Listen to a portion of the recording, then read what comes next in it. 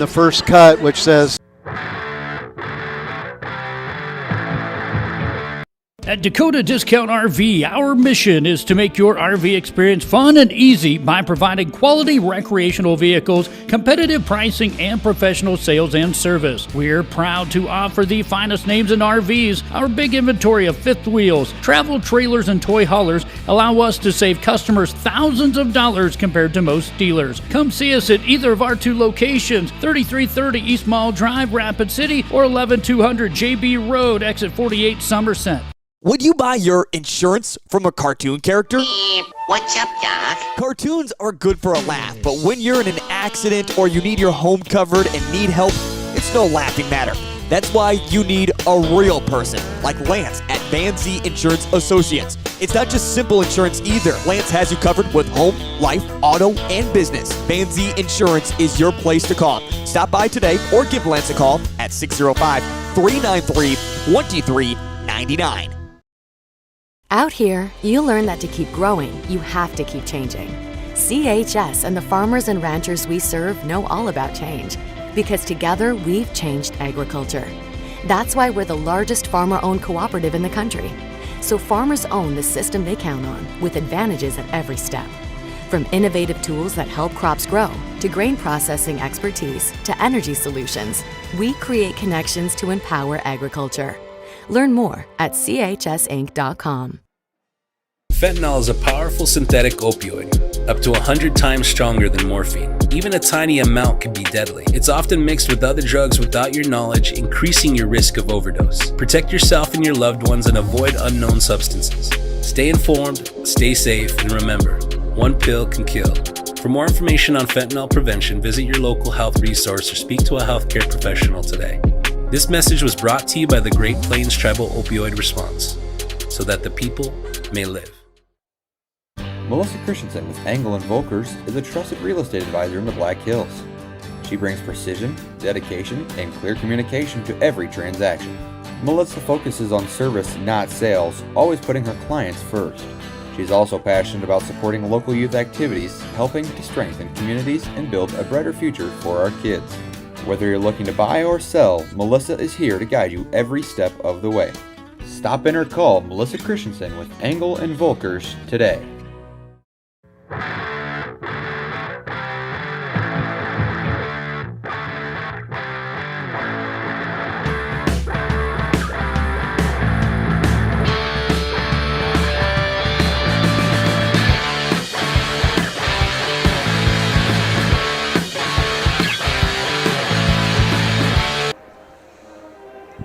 welcome to GoRaidersLive.com and to tonight's Class AA Girls Basketball Contest featuring the visiting Rapid City Central Cobblers and the host, Rapid City Stevens Raiders. Brought to you subscription free on GoRaidersLive.com, LiveTicket.tv, a YouTube Stevens Raiders channel, and also tonight on Go Cobblers Live. Well, we're with Stevens Sport Network student Danica. Danica, thanks for being with us tonight. Yeah, of course. Danica's going to help us out on color and bring you some instant replay conversation and some descriptions on that. So we'll go from there and we'll rock and roll. We've got both mascots here. The Raider, Stevens High School Raider Pep Band is here. So great night and great turnout by the community, Danica, on a short turnaround of this game changing from next Friday and Saturday to a doubleheader today. Yeah. And so for those of you that aren't aware, due to the weather and the frigid temperatures and the the buses having to travel all that way, both schools were scheduled to travel to respectively Brookings and Watertown. However, that was rescheduled, and they'll go next week when the weather's more favorable, and we'll line up for a doubleheader with this crosstown rivalry round 2 for this year. And before we get started here, we were able to visit with the Stevens Raider head coach, Adam Dannebring. The band sounds great, and they are totally rocking here tonight.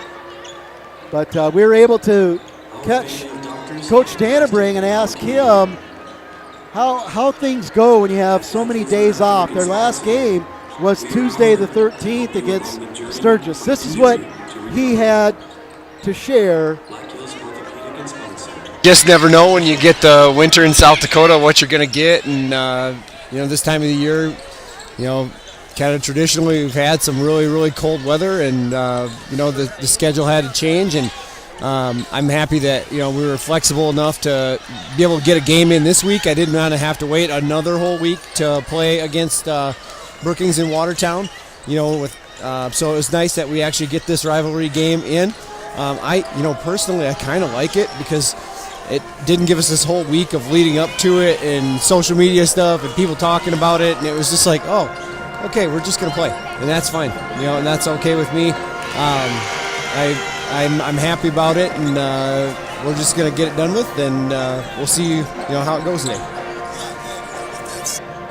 So that's what Coach Dannebring had to say about the unfortunate events with the weather, but also how he was grateful instead of having to wait again.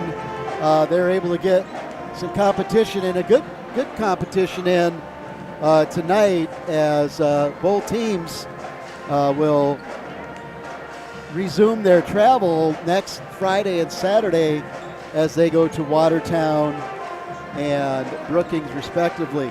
We also talked to him about how things go with the rest recovery and the practice when you have such a long layover.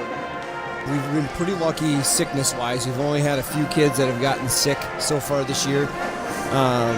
And I think that we just, we really had a good couple weeks of practice where, a good week and a half of practice where we really got after it. And I thought the last couple practices, specifically Thursday and Friday, I thought were just fantastic, where, we moved the basketball. We did some drills where the ball moved beautifully both ways with our JV and our varsity kids. And, I've seen some improvement, and I'm excited for it. I hope that, we play as well as we've been practicing.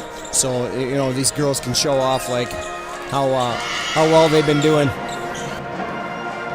And we'll end up here because we want to get some of Jesse Greswold's interview in here as well, with how he felt coming off game one, where the Raiders shot really well, took care of the ball, created more turnovers, how he thinks this one might fall today, and just with some of the other factors that he brings up here that will be involved in this outcome from his perspective. Coach Dannebring on tonight's matchup against the Central Cobblers. Central played us really well the first game, and I kind of anticipate a way different game this time, just because the way the game was refereed the first time. The way the game was ref the first time, there's so many fouls, and I think that the refs that we have tonight, it won't be as many. So I just think that it'll be a different deal that way. We're going to have to make sure that we keep Landry and the Shreve girl out of the paint. Try to keep even on the rebounds, which is easier said than done. They're big and strong and tall. We're going to have to battle them. Defensively, we're going to have to try to pressure them and get them to turn the basketball over, and we'll see how it goes from there. That's Coach Dannebring with his perspective on tonight. And real quick here, before we have the lineups and things, we're going to try here to catch a little bit of Jessica Griswold, number 22 senior guard for the Raiders, on what her outlet for tonight was against Central. And we'll try to scroll to that real quick here for you, as we have our production crew. Danica's with us, we color Jacob, and Delaney is also with us tonight. And so this is what Jessa Griswold, Raiders senior guard, had to say about tonight's matchup. Maybe. Okay. We're going to go ahead and turn this over to public address announcer Jason Hafner, and as soon as we're done with the anthem and things, we'll get to Jessa's perspective on this one tonight. Rapid City Stevens Raiders. Both schools are members of the South Dakota High School Activities Association, which has adopted the games under which this game is conducted. A strong commitment to excellence, fair play, and sportsmanship is vital to this activity's success. We encourage you to cheer for your favorite team during tonight's game. At the same time, please demonstrate the respect you would like to be shown as visitors on their campus. Unruly, threatening, or obscene behavior will not be condoned at tonight's game. Thank you in advance for your cooperation and support. Ladies and gentlemen, now Jason Hafner, the public address announcer, one of the best in the biz, will prompt all of us to show respect to our flag. Followed by the national anthem. The Lakota flag song was written in 1929 by Ellis Chips with the intention of honoring the flag of the United States of America. At this time, the Lakota were not citizens of the United States. During World War I and World War II, the government was having difficulty with enlisting military honors. When the Lakota were asked to become citizens of the United States and help with enlistment, there was no hesitation, and the Lakota volunteered in exponential numbers. Tonight, the Lakota, alongside indigenous nations of the U.S., are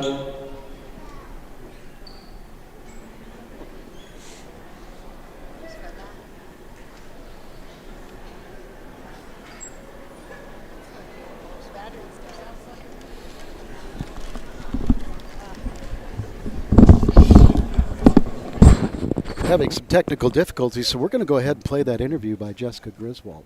Definitely Leah Landry and Chloe are their bigs, and we're kind of a tiny team. I mean, of course, we have Marley, and she's going to be matched up against Chloe.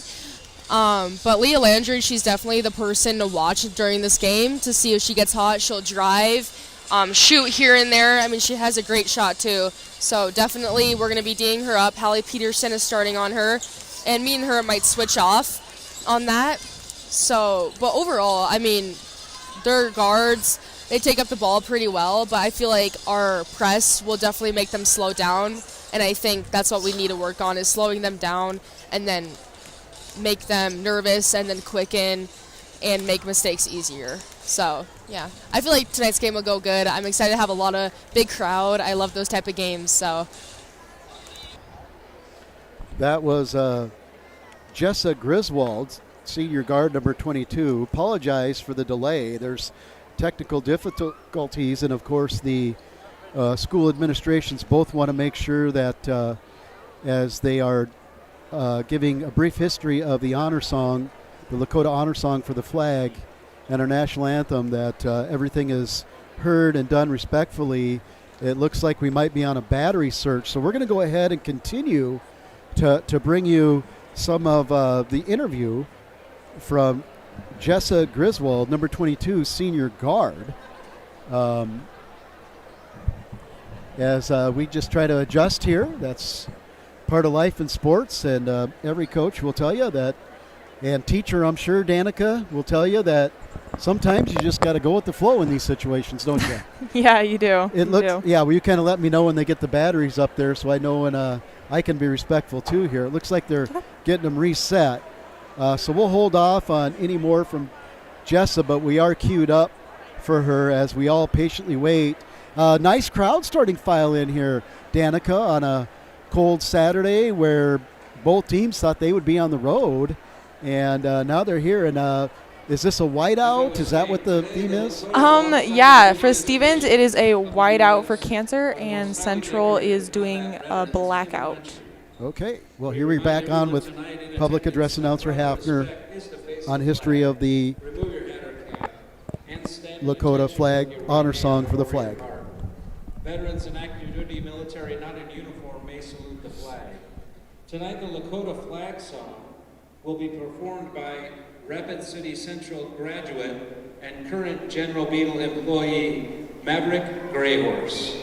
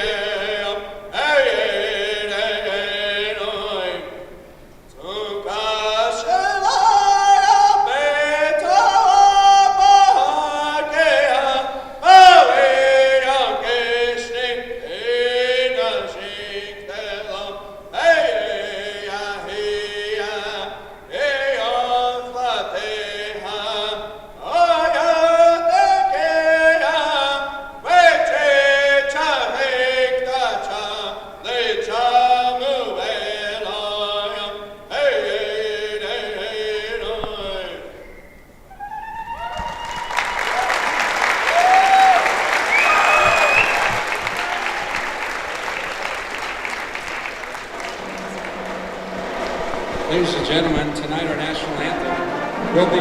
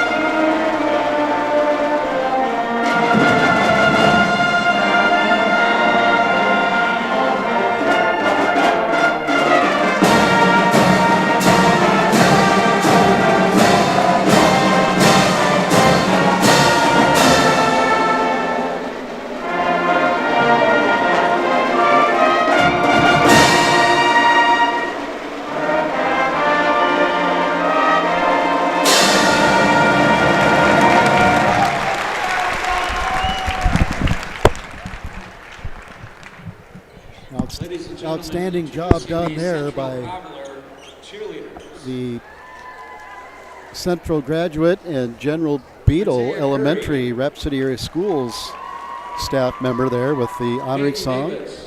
And the cheerleaders for the Cobblers, Mattia Curry, Peyton Davis, Claire Herman Ingle, Pasha LaPointe, Amaya Philippe, Cameron Stoffaker, Autumn Traversey, Ava Tubules, and Tia Wellman for the Cobbler cheerleaders. They're coached by Mandy Hennies and Cassandra Ager.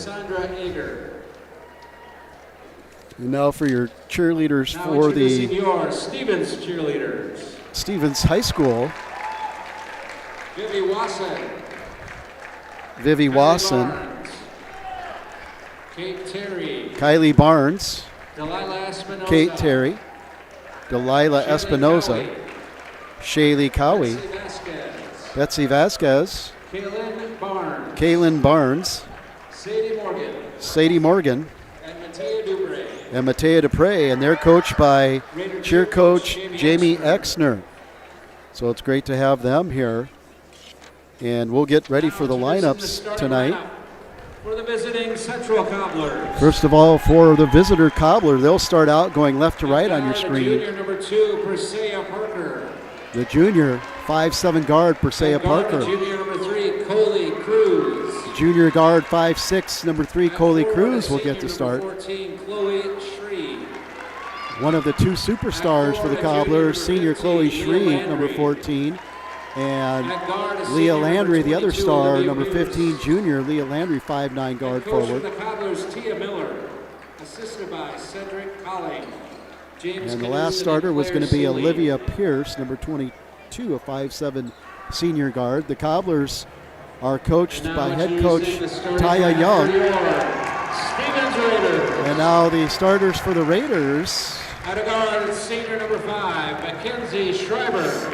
Getting the start tonight will be Mackenzie Mack Schreiber, a 5'7" senior guard, number 5. Also starting a 5'5" senior guard and a captain, number 11, Finley Love. And Jessica Griswold, a 5'8" senior guard, number 22, who we interviewed, and we'll have some more coming up.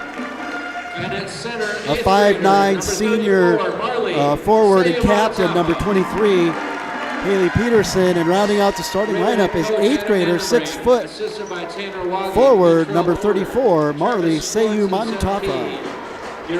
The officials for tonight are going to be Mike Kirkby, Dave Burnett, and Landon Arnold. So with the rescheduling and the switch, a lot of shuffling had to be done on the side of the officials as well. So shout out to the Officials Association and the signers and all officials rearranging schedules. And we're ready to go in this one. We're set to tip off. Raider Cobbler, round 2.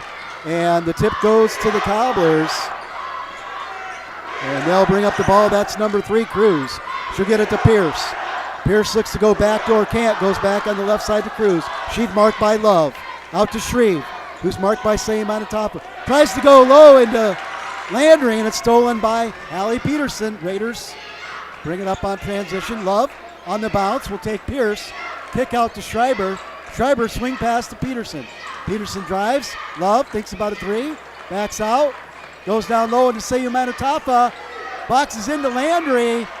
No good. Landry strong. Gets a rebound. One-handed pass out to Shreve, who broke away. And that's one way Cobblers can break the press, is get the ball out on the outlet, and they'll lead 2-0 on the layup from Shreve and the feed from Landry.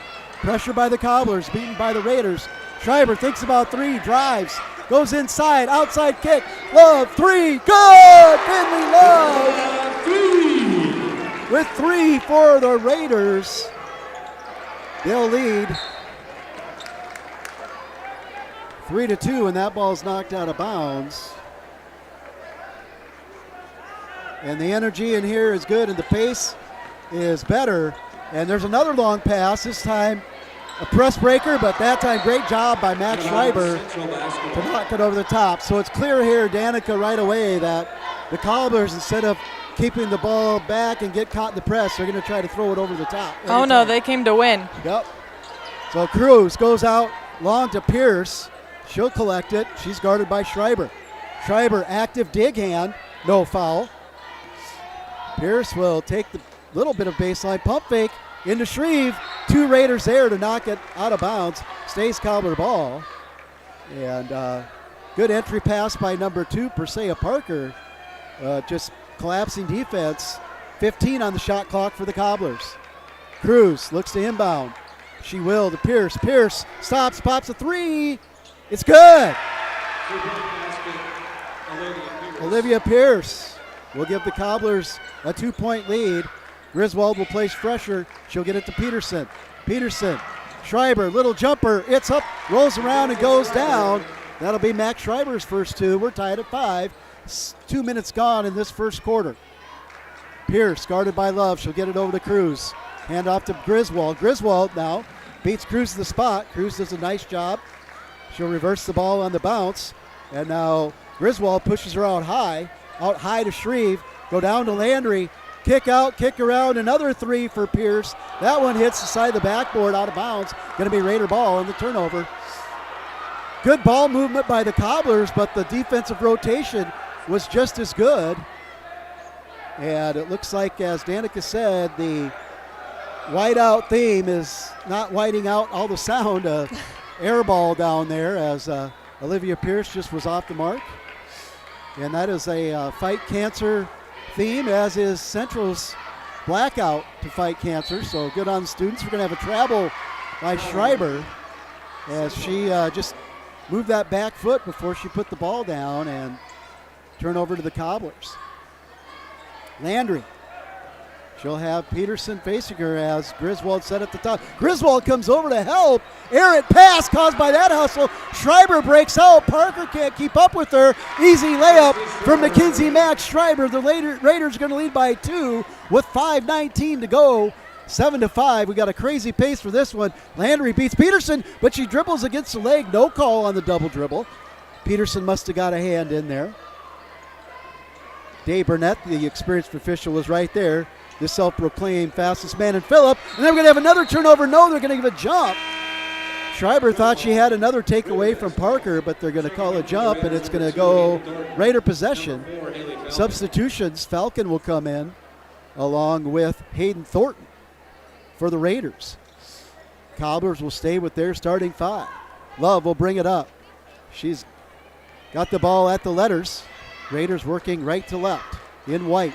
Thornton skips a 3. Falcon will take it if she's open. Skips it over to Love. Falcon thinks about a quick 3. Gets it down to Seyu Manutafa. Turn, dip, up, in, no foul. Shreve was straight up, but great footwork for a tough basket underneath. And that's what the Raiders are going to want to see to neutralize down low. Thornton now on Cruz. She'll lob it over to Pierce. Pierce to Cruz. Cruz with her length looks to pass, drives in, not there. Parker high off the glass, not there. Falcon off the deflection will come out with it. She thinks about getting it over to Finley Love, but goes over to Thornton. Thornton over to Griswold. Back to Thornton for three. Good! No one marked her, and Hayden Thornton, the Victorinox Swiss Army knife, drains a three for the Raiders. Now they lead 12-5. 3:50 to go. Handoff there. Good switch defense. Falcon recovers. And Finley Love will be on Coley Cruz. And Thornton almost got to that one. Pierce will help. Landry thinks about three. Step back, not there. Pierce three. Looks good, and it is. Olivia Pierce keeping the Cobblers right back in this thing with her second three. 12-8. Griswold from Love to beat the token pressure that time. Seyimanatafa kicks it back out to Love. Thornton. Thornton on the bounce to Falcon. That's a little short, was a little deep and well contested. Landry comes out on the run. Griswold will cut her off. Skip pass over to Pierce. Pierce, left-handed layup, off, and she's going to touch the ball out of bounds. No, they're going to call a push underneath on the Cobblers. So that's going to be a big foul. It was going to go to the Raiders anyway because Pierce touched it out of bounds. Let's see who that's on, Danica, if you can watch up there. That's on number 14. Yes. So that'll be Shreve's first foul of the game, team first. And with 3 minutes to go, as Coach Dannenbrink noted in the opener, this one's going to be refereed a lot different just based on this crew, and they're letting it play. Falcon with this three, good! That's her range. And from the release, that looked good from this angle. 15-8 Raiders with 2:40 to go. Landry on the bounce, good strong take. She gets it to Shreve, goes baseline, nice cut in. Can't buy the basket though. She did everything right. Unlucky for Chloe Shreves, and Hallie Peterson comes flying back. Schreiber, three, not there. Love, three. It's off, but right there is Thornton. But Shreve is too long and too strong. She gets a rebound. Hayden Thornton was right there to contest, though, for the Raiders. Landry, good dribble out. She gets it to Cruz.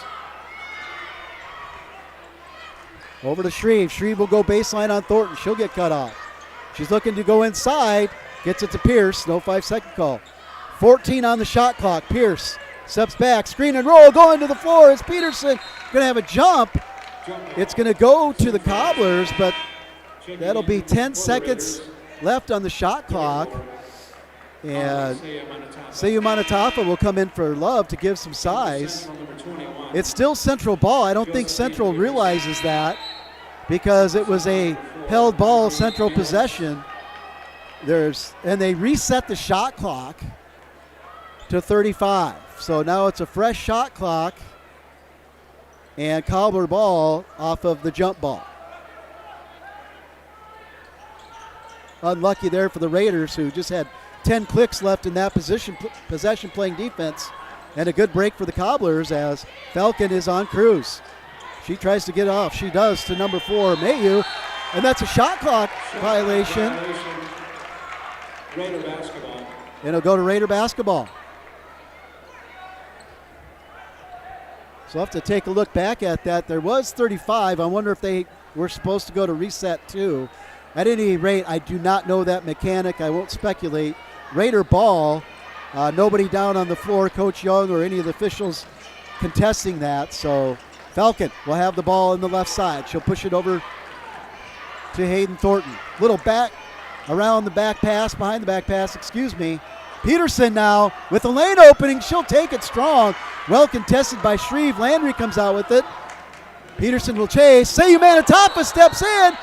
And we're going to get arms up. We don't have a call. They're going to talk about it. And we're going to get a block, I believe. It's going to go on Seyimanatafa. That'll be her first, team first. Each team with just one. Landry will go to the line.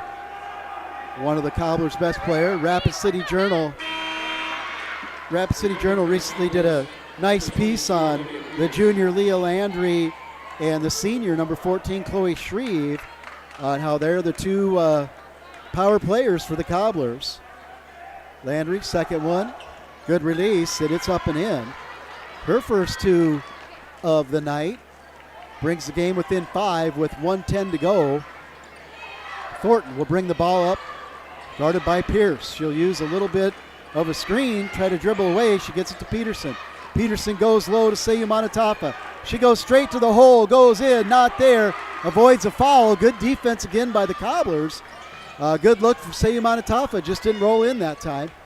Cobblers, there'll be a little difference here on the shot clock, game clock, about 18 seconds or so. Pierce, little floater over to Landry, wide open three, good for the Cobblers. Leah Landry, she'll heat up. That's 5 for her, 2-point game. Shot clock is off for the Raiders with 30 seconds to go in the first quarter. It's been a good one, 15-13. Thornton now will set the offense for the Raiders. What are you thinking here they're going to try to do, Danica? Take a three or go low? No, I think they're gonna go up to number 34. Seiyu Manatafa? Yes.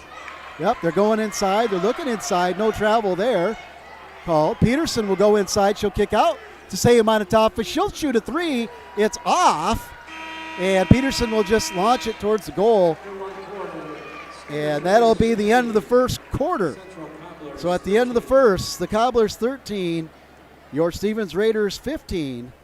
We'll be right back after these messages from our sponsors, bringing you Raider basketball on GoRaidersLive.com.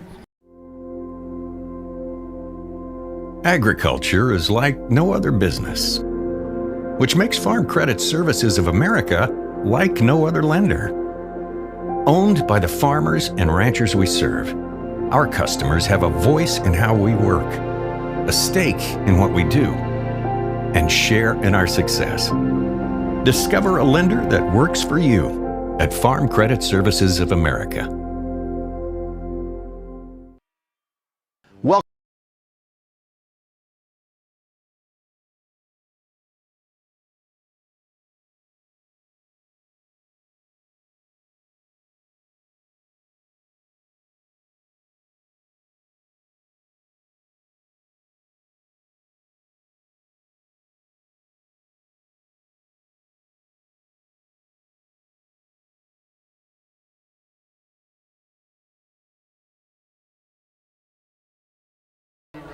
We're back. Okay, welcome back to the Carroll Tire Stadium.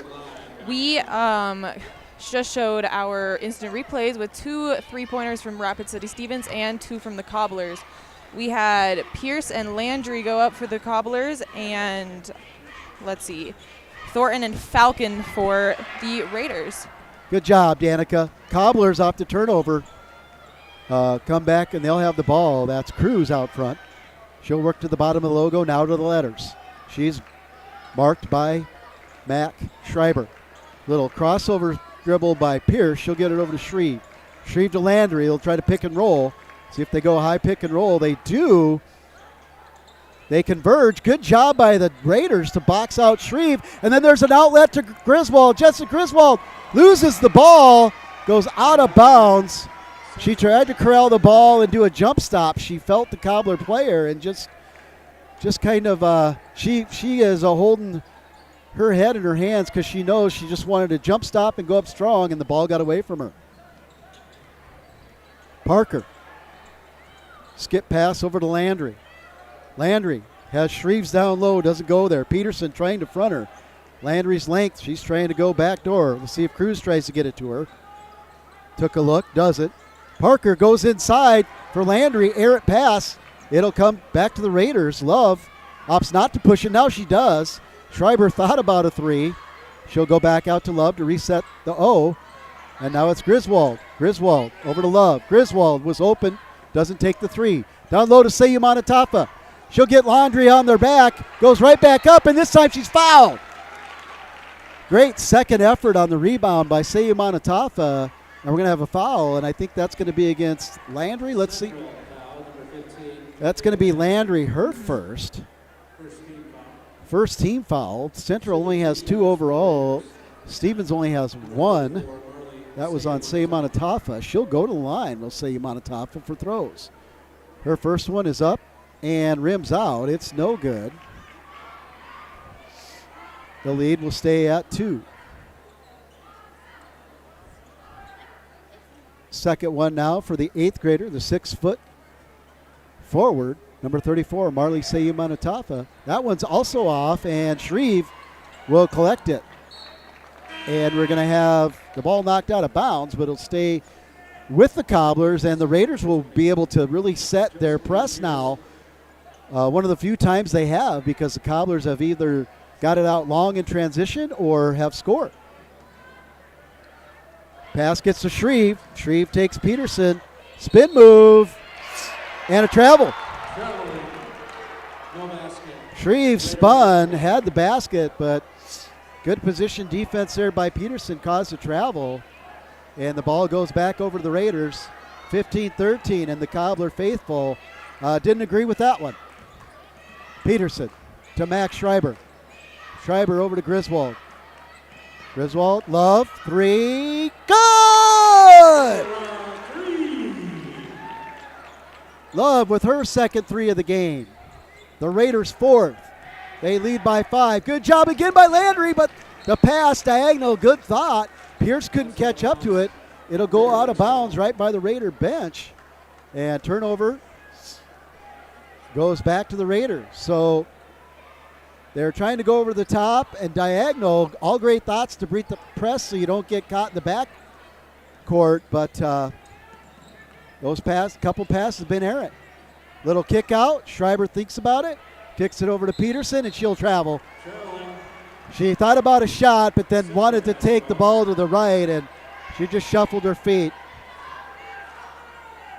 So both teams with the turnover, kind of a push on those last empty possessions. Almost a carry by Pierce, no call. And that's Josephine Pierce, the 9th grader in. So we have Josephine and Olivia Pierce in. That one's off for the Cobblers, corralled by Peterson. She'll sprint it down. She gets it to Schreiber on the run, no dribble. What a pass in stride. Schreiber will get another 2. Cobblers put on the press, almost a travel. Landry will dribble out it more confidently. She'll go right into Seyumanatafa, and we're getting another charge on Seyumanatafa, who lined up trying to get the offensive foul, but that's going to be her second. That'll be big. She'll probably come out here, Danica, with 2 fouls in the first half. Mm-hmm. Yes. And it looks like she is coming out. Lexi Portlock will come in for her. Hayden Thornton will be in with Hallie Falcon, Griswold, and Love. For the Cobblers, we have the firm of Pierce and Pierce, Landry, Shreve, and I can't see the player on the far line, but Cobblers are going with size here.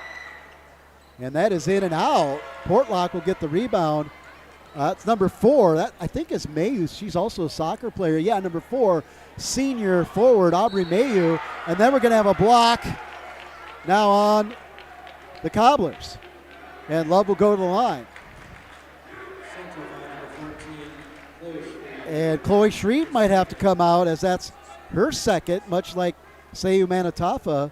Love goes to the line. Number 11, Finley Love, 2 shots. And Love will have a substitution. Peterson will come back in. Love misses the first. Just off. That one looks better, but that's off the back iron too. Love will miss 2. The Raiders 0 for 4 from the line with a 5-point lead. 4:45 to go. Cobblers, Olivia Pierce will get it to Mayu. Mayu skip pass over to Shreve. Shreve baseline. She'll run into Thornton. No call. She'll get the rebound, but a jump ball there by Portlock. So Portlock, great presence. Shreve had to bring the ball low to get firm possession before going back up, and Portlock, the substitute, comes in and gets a big jump ball. Cobblers will have the ball on possession, but Shreve will go out with her fouls. And Cruz will come back in with Landry, the firm, Pierce, and Mayu. Cruz looking, gets it in to Olivia Pierce. She'll back it out to Josephine Pierce. She'll try to take the ball in. Mayu gets the ball out, and stolen by Peterson. Landry. See if Landry takes her. She'll go right to the hole and in. Landry took a swat at it, but didn't foul, and it looks like Coach Taya Young is going to take a timeout. It's going to be a full timeout. We'll be right back. You're following Raider basketball on GoRaidersLive.com, liveticket.tv. Welcome to Bowie Foods at Al's Oasis Plaza. My great-grandfather, Gus Bowie, opened the first store in 1905. I'm R.F. Bowie, the president of Bowie Foods. We aren't your typical store. You'll find everything you need for your family. You'll save money, and I promise you're going to enjoy your grocery shopping experience. We carry a lot of locally produced products and some things you just aren't going to find anywhere else. South Dakota owned, family owned, Bowie Foods.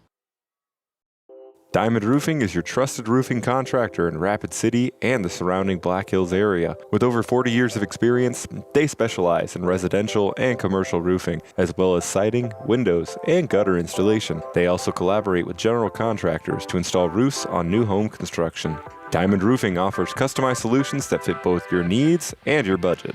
Call 605-720-7663 for a quote or visit diamondroofingcorp.com today.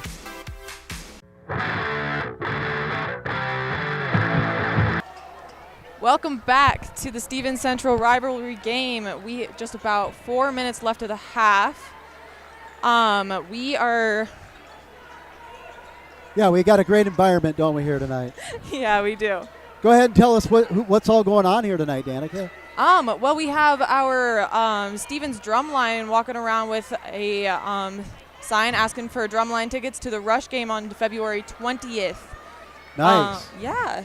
That's always a big deal where they have the Battle of the Drumline. So if you want to support the Raider Drumline at that event, contact the Stevens Activities Office and show them your support. After a couple turnovers, the Falcon that time lost her footing. It'll go back to the Cobblers, so we have no scoring out of the timeout. And Cruz will get it into Landry. Raiders in the press. Mayu guarded by Portlock.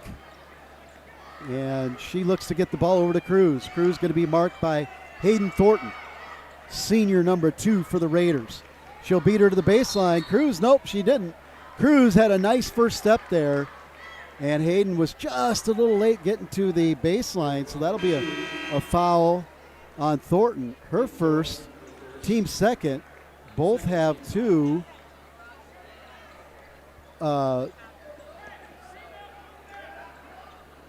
Both teams have 2 for this quarter. Trying to see who's taking the ball, and that's Cruz. And gets it out to Landry. Landry marked by Love. Love doesn't let her go baseline and double team. Mayu lost the ball for a second. She'll get it to Pierce. Olivia Pierce to Cruz. Coley Cruz with the little reverse dribble. Nice move. She'll get in the lane. Can't make it. Thornton comes out of there, but it's knocked away by Cruz to Landry. Landry stops, pops, and drops for the Cobblers. That'll be her 9th point,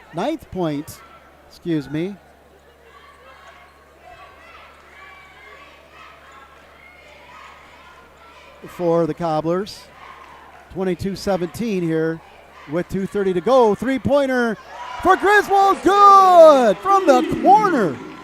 Bringing a little rain, and that'll extend the lead to 8 for the Raiders. And once again, Landry will bring it back up and nearly stolen to carry. Schreiber touched the ball, and then Coley Cruz had it, but took 2 steps while she had it in air from the deflection, and turnover to the Raiders. Peterson will get it into Love. No pressure shown here by the Cobblers. Shreve's going to come in with 2 fouls. She'll come in for Mayu. Good job, good minutes there by Mayu. And Shreve got a rest and no fouls. Love will bring it up off the inbound from Peterson. Love thought about taking Pierce. She'll back out. Now she'll go low. Football carry and good. Tough 2. Solid drive by the Augie commit. Senior number 11, Finley Love. And Landry brings it back.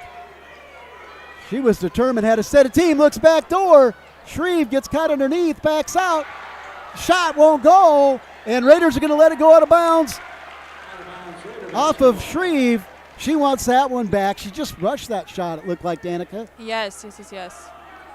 Got caught in the basket, rushed the shot, and then ball went off her on the rebound. That'll be a 10-point lead for.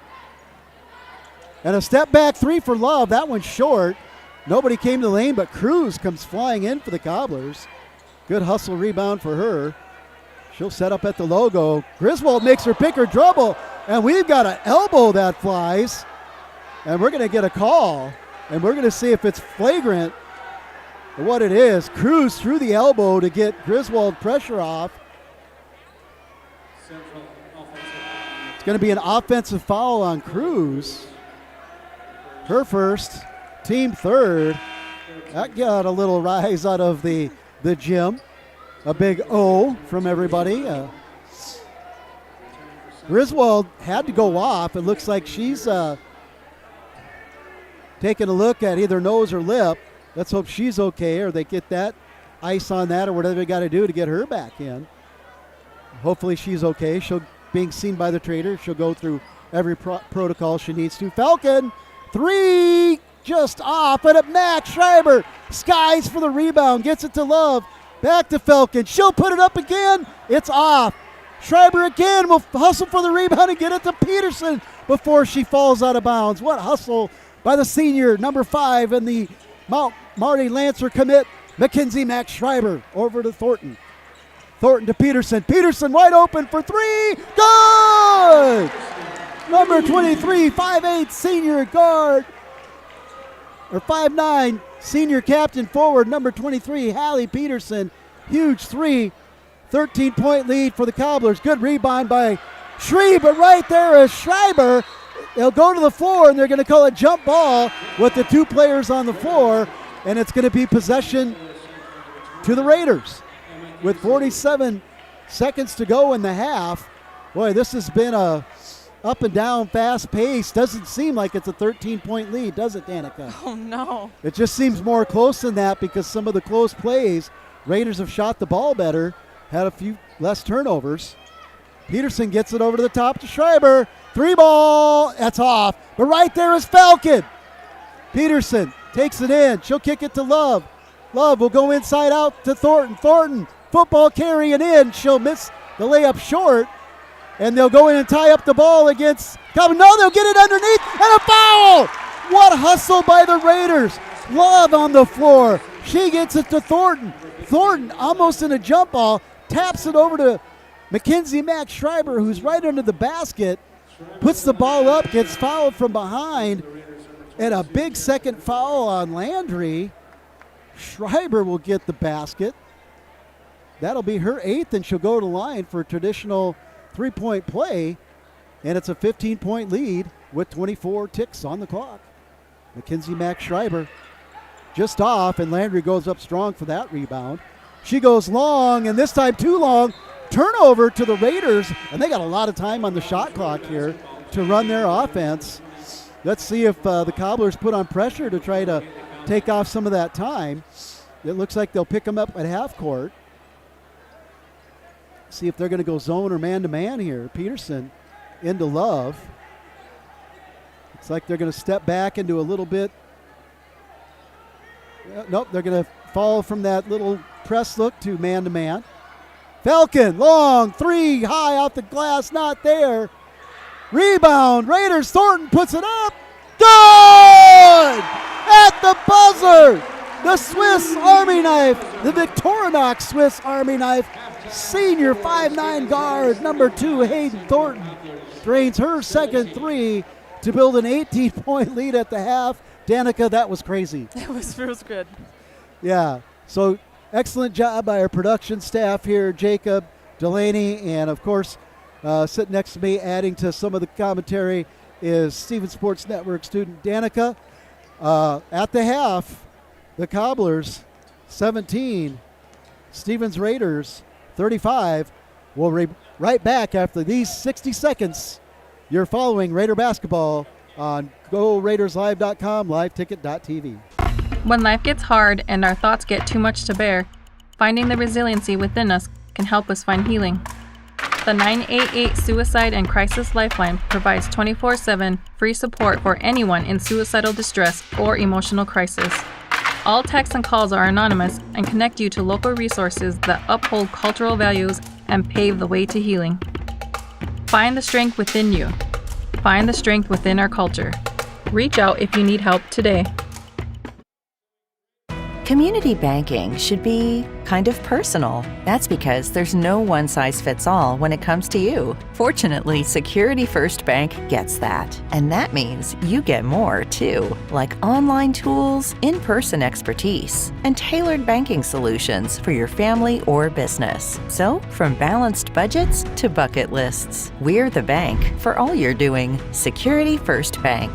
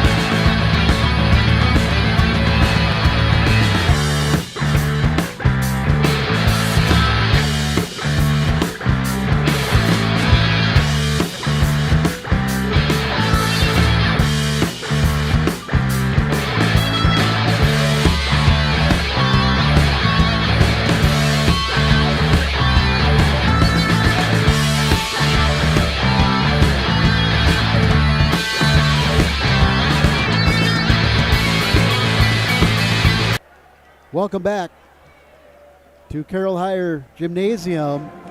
Nice recognition there by the Raider Activities Office for the 2025 Girls Class AA State Tennis Champion. The Raiders back-to-back championships, 4th in 5 years. And nice crowd to recognize that group of championship individuals. Let's look at some of the first half breakdown here. When we look at the stats, Danica, looks like for the Cobblers, they were 6 of 17 from the field for 35%, 3 of 5 from the three-point land between it was Pierce and Landry for 60% and 2 of 3 of the line for 67%. Go ahead and go through those numbers for the Raiders, Danica. So they shot in the first in the field goal. Their percentage is right here. 0.5%. Yep, 50%, 14 to 28. And then from the three-point line, they were 7 for 15, which is going to be close to 47%. But from the free throw line, what does that tell you? 0%. Yeah, 0 for 5. So the Raiders look to improve from the line. Some other key stats, we always look at the turnovers when we're talking about Raider girl basketball. 13 turnovers for the Cobblers. In that TO column, Danica, how many for the Raiders were there? 6. So 6. So, about 7 more possessions right there. But let's look at rebounds now. I see a total rebounds for the Cobblers is 12, and for the Raiders is 15. So the Raiders, some keys that Coach Dannenbrink talked about and Jessica Griswold that they had to do is play good defense against the top scorers, rebound, and try to create turnovers. So far, the game plan is going, but we got another big half here of basketball. We'll break down some more stats. We want to make sure we get the rest of our interview in here with Raider senior guard, Jessa Griswold, and this is basically what she had to say about the way her senior year is going here and for the team and herself. Team, I think senior year, halfway through the season, has gone really well. I mean, in the beginning, it was kind of choppy because the first 5 starters, we started off a little slow, and that's okay. I feel like we were a little late bloomers in that area, and then our coach decided to change up the starters and stuff like that, so we have been going through some changes with the starters, but I feel like that gives everyone just a second reason to work 10 times harder in practice. So I definitely think that everyone's still working hard. We're not slacking off just because it's halfway season and we still have a winning record, you know what I mean? And so that's what she had to say about the team. And this is what she said on where she's at, where she feels she's at on her level. And I just have to reiterate that these girl players are so modest, so humble, and so selfless that it's hard for them to give themselves credit, but it's okay. And it's a pleasure to visit with these respectful young ladies. This is what she had to say about her senior year. I think I carry the team on defense. I mean, Finley Love, me, and Mackenzie Schreiber up on press breaks. We love to just dog on them, get steals and stuff like that. So I definitely take pride in my defense. That's definitely one of the things I'm best at. So, yeah. We're going to visit with her a little bit more here. We asked her about committing to Mount Marty, and we'll get that. It's interesting how everyone's story is different that gets recruited and eventually signs a letter of an intent. And this is, if I can scroll to my spot here, this is what she had to say about that process. It was not intentionally.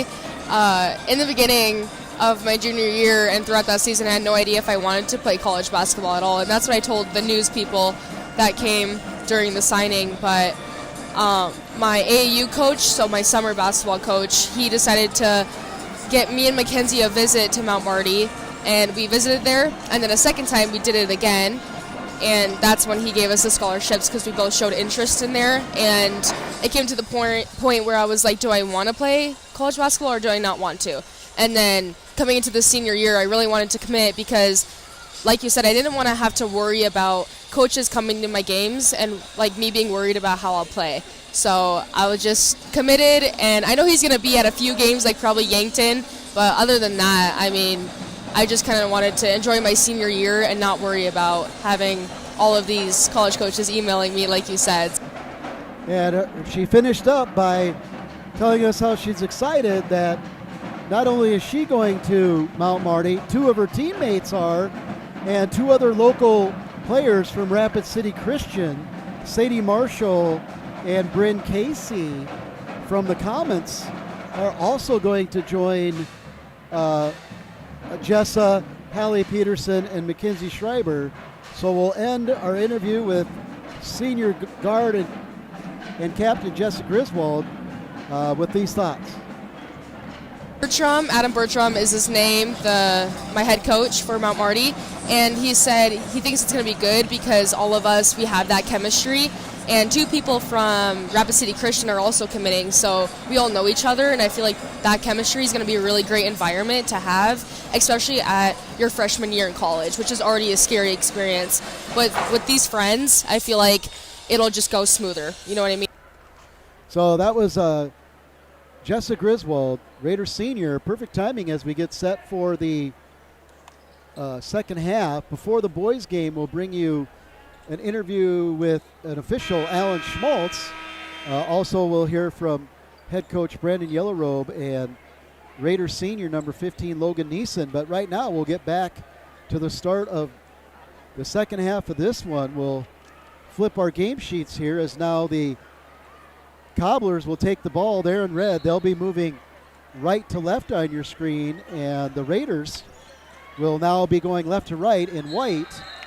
And we have a jump ball right off the bat, and it'll go to the Raiders off of the inbound possession. So Good for the Raiders, not good for the Cobblers that the half starts with an empty possession for the Cobblers, but that's the pressure defense that not only Coach Adam Brink talked about, but so did Jessica Griswold. Kick over to Schreiber from Peterson.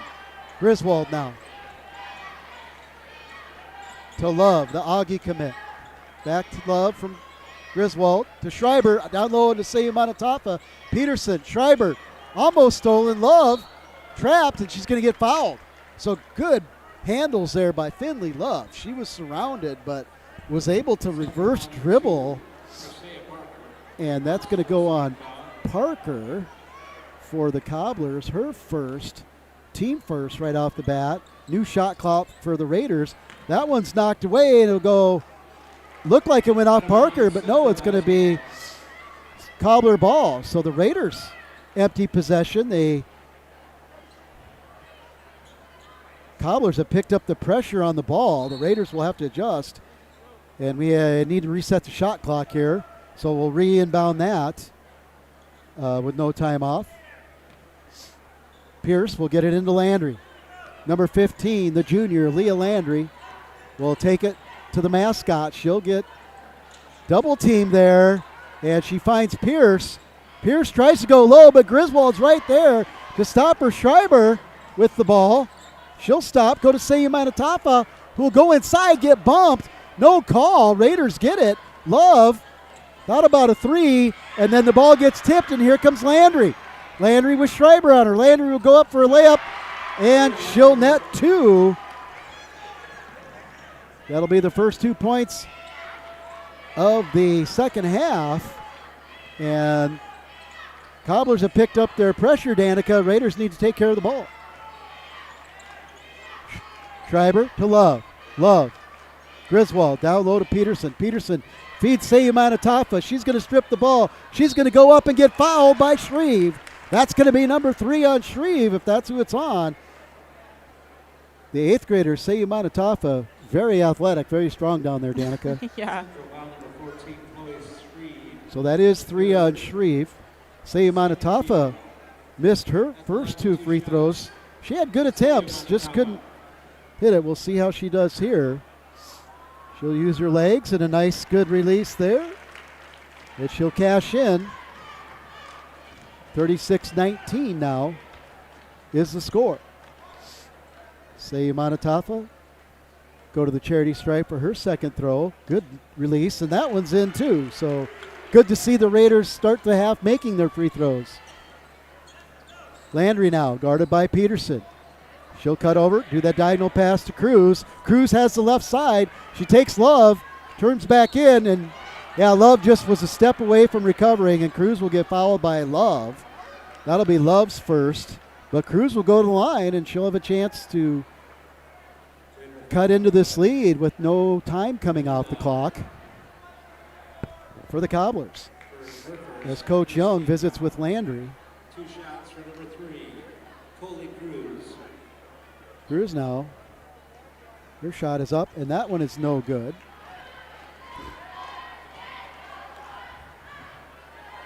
Coley Cruz, the 5'6" junior guard. Second one is in and out. Unlucky. That looked like a good release, but number 3, the junior guard, Coley Cruz, can't convert. 37-19. But she had a really good take there, and if Cobblers keep doing that, they're going to go to the line, try to cut into this lead with no time going off the clock. Schreiber, open 3. That one's off. Sayumanatafa hustles for the rebound. Shreve couldn't foul, but right there is the hustling Coley Cruz. She's had a couple of those where she's came out of nowhere from the guard position to get a big rebound. She gets it into Shreve, dumps it into Landry. Landry tries to turn. She does. She turns again. Tough move by Landry. Peterson just couldn't get there. 2 for Landry. Peterson did well not to foul. Wide open 3. Love off. She'll hustle to get a rebound, but Pierce is there. Love will guard the ball now. Pierce trying to dribble out of it.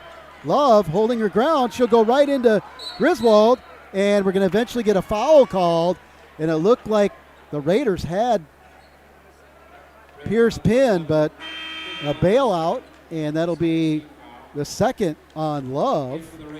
Both teams have 2, 5:13 to go. And the Cobblers now will take the ball out on the letters. Official Landon Arnold will get the ball to Pierce. Little push off from Landry to Thornton. She goes in left-handed. Not there. Sayu Manitofa and Thornton battle for the rebound. And then Sayu Manitofa tries to block the shot of Shreves, who comes back in with 3, and that'll be 3 on Sayu Manitofa, and that's a tough one.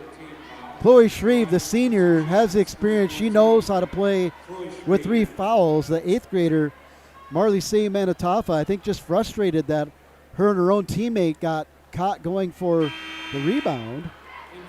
And Shreve will miss that one. Hallie Peterson comes in for Sayu Manitofa. And Shreves will go to line for the second. Shreves, this one is good for the senior, 6'2", Chloe Shreve. That'll be her 3rd point of the night. 37-22, 15-point lead. Cobblers have cut into this one. Peterson, she'll get it out. Falcon, 3, it's off. She's a good shooter. She had contested over there by Parker. And a quick layup and a foul. That time Olivia Pierce just beat Thornton to the spot. That's going to go on Thornton. Her second. See if the Raiders get a timeout here to regroup. Central just has come out with a little more intensity, a little more sense of urgency. And the Raiders are going to call a timeout. Looks like it's going to be a 30-second timeout. We'll be right back after this 30. Where can you get surprisingly great rates on auto and renter's insurance? At State Farm. I'm State Farm Agent Matt McCormick, and I'm your one-stop shop in Rapid City for protecting your car and your stuff for surprisingly great rates. So stop looking around. Call me, State Farm Agent Matt McCormick, for surprisingly great auto and renter's rates today.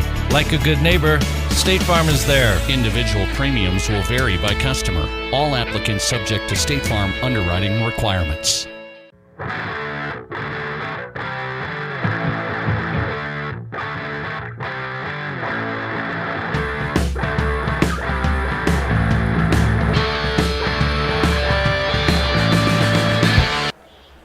We're back at Carroll Higher Gymnasium. Girls Class AA rivalry basketball with 4:43 to go in the third. The Cobblers have come out and they've outscored the Raiders, Danica, 7-2 in this corner. And Pierce will look at 8-2 as she converts on the traditional 3-point play. Love will bring the ball up. Boys.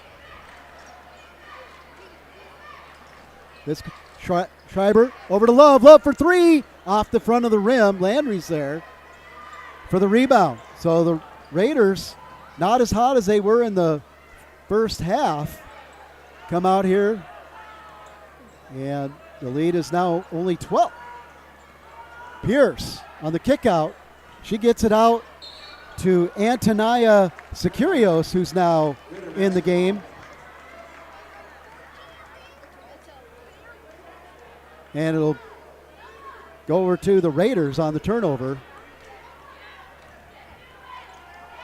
Raiders have 4 team fouls, Cobblers 2. Kick out Thornton, little up and down move, kick it out to Love. She passes on the 3. Schreiber's going to take it. Good! Huge 3 for the Raiders. Much needed. Lead goes back up to 15. Long pass, out of bounds. Raider basketball.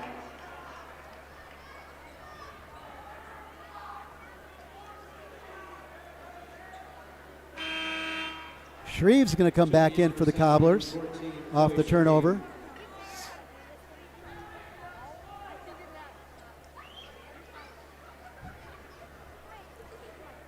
And now Love will walk it up off the inbound from Hallie Peterson. Love to Schreiber. Schreiber in, down low.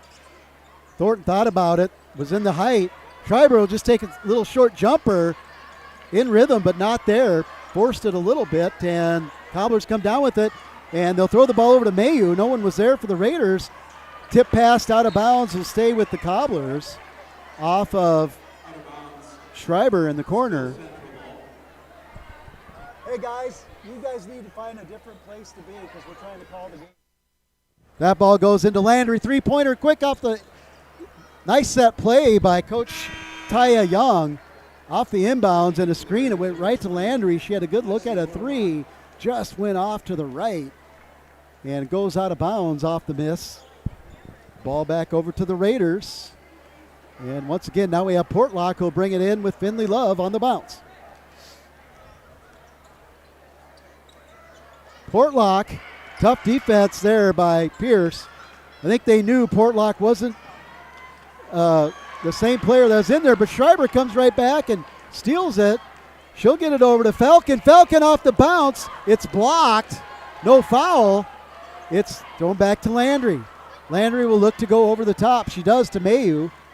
Mayu thought about baseline for a second. She'll back it out and go to Cruz.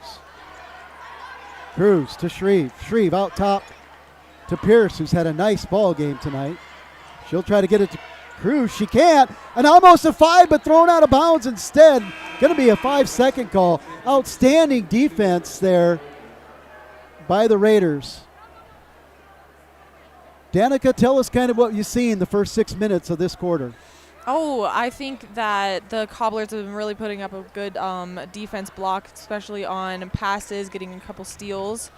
The Stevens defense is a little slipping from the first quarter or first half, but we're coming back. We're coming back good. Yeah, they've had a couple possessions now with really good defense, and we'll get a foul on Parker there. Her second, team third, and that'll reset the shot clock with 2:09 to go here in the third. Raiders 40, Cobblers 25. Second round of the Crosstown Classic. Class AA girls basketball. Landry off the steal.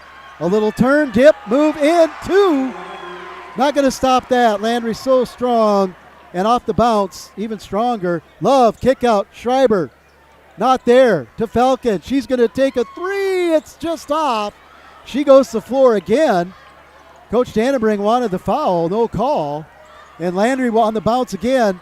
This time to Cruz. Cruz will come in on the layup, and 2.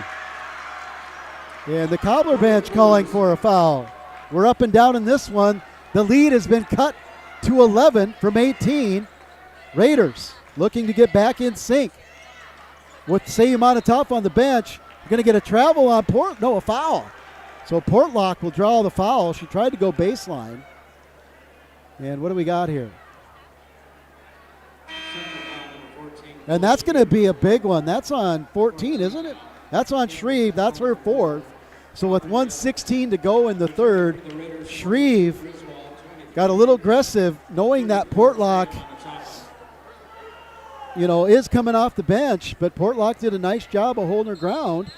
And with Shreve going to the bench, a little strategy here, Danica. Sayumanataf will come back in with Shreve on the bench. So we'll see how that plays out. Sayumanataf almost loses it. Schreiber, 3-ball, good!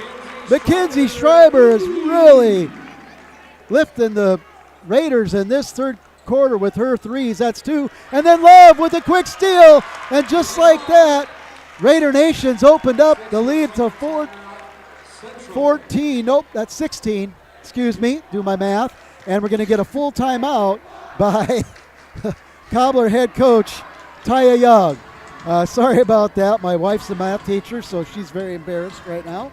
We'll be right back to Raider girls basketball after this 30.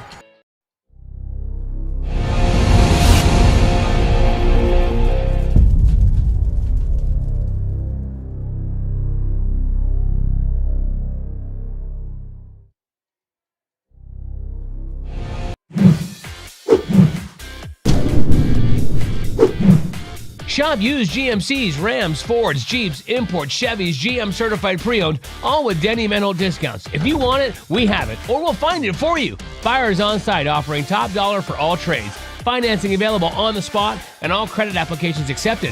Western South Dakota's largest selection of used cars, trucks, and SUVs is at Denny Menno Rapid Chevrolet or DennyMennoRapidChevrolet.com.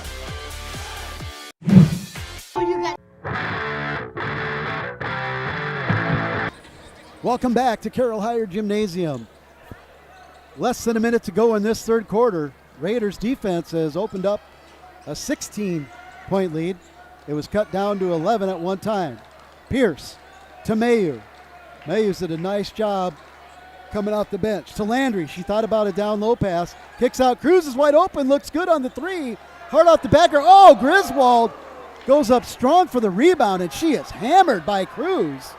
That's the second time Cruz and Griswold have had a collision. The first one was the offensive foul with the elbow, and that'll give another foul on Cruz, the 5'6" junior guard. That'll be her second foul, but the fifth team foul, and we'll see if Griswold can help the Raiders extend the lead from the line. Griswold. First one is in and out. Look good.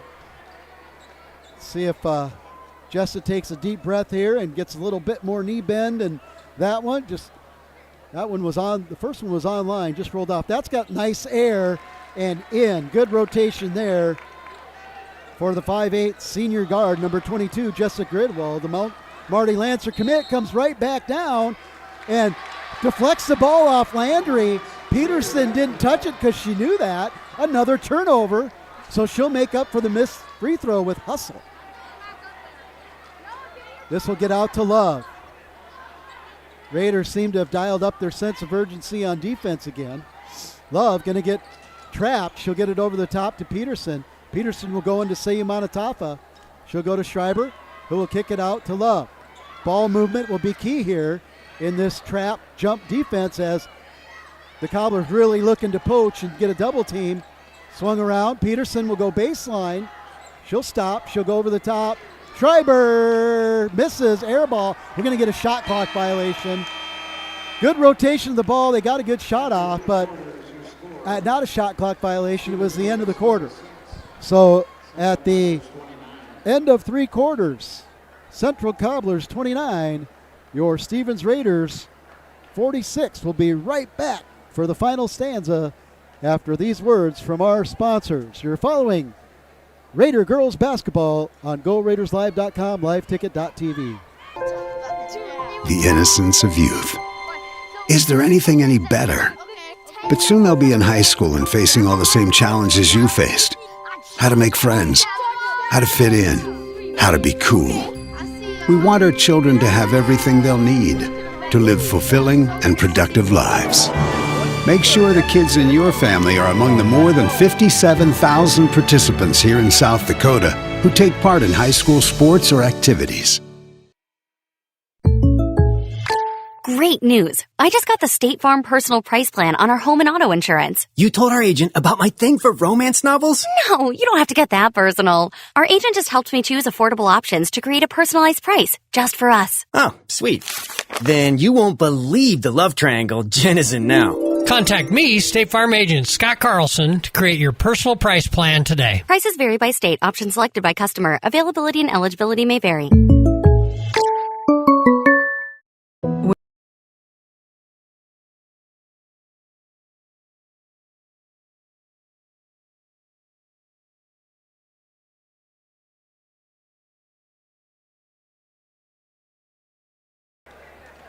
Welcome back to our crosstown rivalry game where we just had two instant replays, both three-pointers by Mackenzie Schreiber.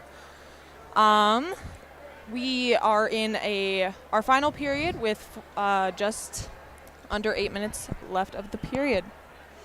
So off of the turnover by the Cobblers, ball is inbounded by Peterson into Love. Love will drive her to the letter. She'll float one into the lane.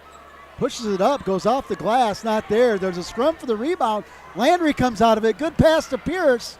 And she'll, in stride, finish very nicely. Olivia Pierce having a great game for the Cobblers. Her and Landry having a great games. That one contested by Shreve, who has 4. no foul. Landry comes out of it again.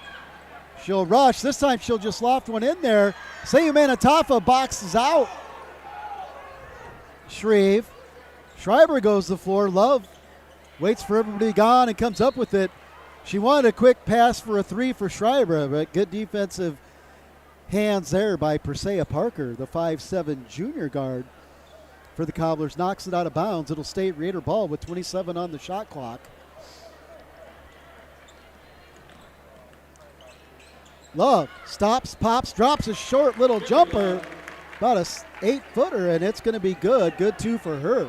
17-point lead for the Raiders now. As Cruz will set up the Cobbler offense. Tries to go at the block, but Griswold cuts her up, and they're going to call a foul on Griswold. Her first, team first of the quarter.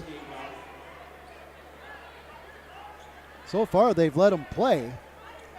And Parker now will get this over to Cruz. Cruz on the logo. Double team now. Little run and jump. Cruz will dribble out of it, get it to Pierce. Now to Parker in the corner. Parker into Pierce. Double team. She has to back out. Passes to Shreve, but it's Sayumanatafa that's there. She gets it wisely to Schreiber. Nobody's calling wolf on Schreiber.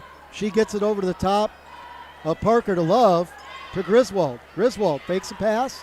Turns to get it inside to Peterson. Peterson, kick out. Griswold, three, short. You can see from the release. Good inside-out play, but came up short. That'll be a turnover to the Cobblers. Falcon comes in. Thornton comes in.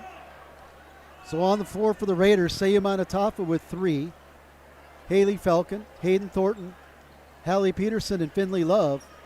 For the Cobblers, it's Landry, Cruz, number 20, Emma Casey, the 8th grader, Chloe Shreve, and Persea Parker. And, that's a hit. I think they got to call that one on Landry because both players are going for the ball. Her third foul, first team of the quarter. I don't think anybody meant to do anything, and they just ran into each other, but Love seemed to be to the ball first.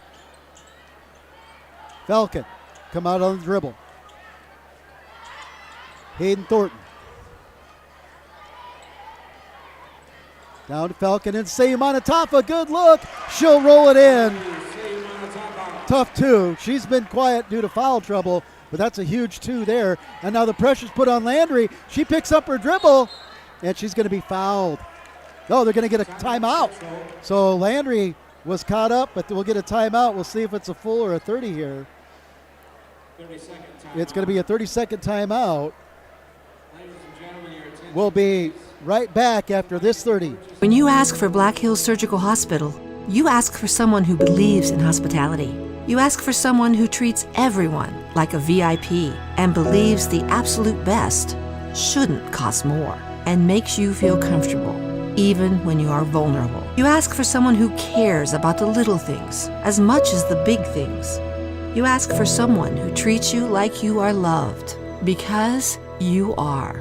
Black Hills Surgical Hospital. Ask for us by name. When you ask for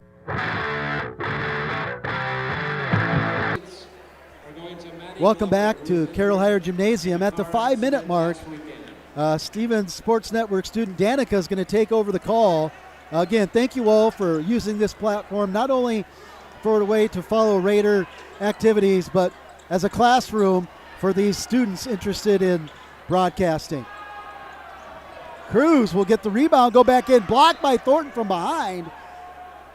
And Danica, this is as good a time as ever on the stoppage here. We're going to get Pierce will come in, and we'll give it over to Danica on this inbound. Take it, Dan. Okay, we have Cruz with a throw-in off to Shreve, to the back, up by Landry into the paint. Oh, and a tip out by Pierce. Olivia Pierce just can handle that one. Yep, good call. Good, keep going. You're doing great. We are throwing in up to Love. She's going to go down the court, spotting out her teammates in the open. She goes up to Thornton. Looking out. Back to Love. Over to Sayumanatafa? Yeah. And out. It's going to be Cobblers ball. Yeah, Hallie Peterson just couldn't get there, and she's telling Sayou Manitoba, fake high, then go low next time. Yes. So go ahead, Dan. Okay, we got Cruz is going to go and throw in. Pressured by the Raiders here. Yep, up by Landry. Looking out. Cross the court to Pierce. Over to number 20 with a drive into the paint. Back to Pierce. Going out to Shreve. And off of her foot. Yeah, good eye. Stevens' ball. Yeah, I didn't know how that carried, but you're right. Dribbled it off the foot, so that'll go out. Yeah. Okay. We have Love coming up the court.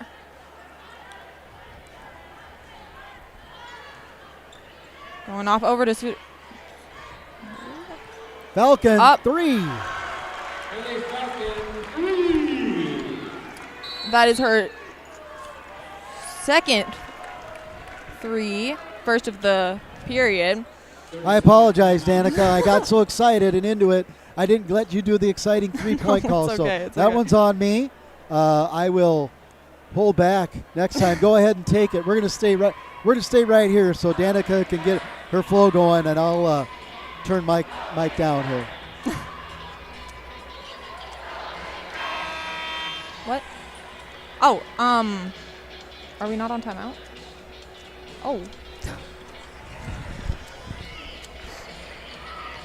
Okay. With just over 4 minutes of the fourth period left, we have Raiders up 53-31. 22-point gap. Cruz is going to go and throw in for the Cobblers. Going up, pass over to Landry. Going all the way out, up to Pierce. Little carry. Carry from Pierce. Raiders ball. Okay, we're going up from Love. Throw in by Peterson. Up over to Thornton. Back up to Peterson. Looking up over to to Love. 3-point. Oh, and just out. Rebound by Landry. Coming up. Casey. Up by 3, and it's going to be another miss. Rebound by Thornton. Going up again out to Love. Over to Peterson. Block out. Up to the paint. And up by Falcon. It's good.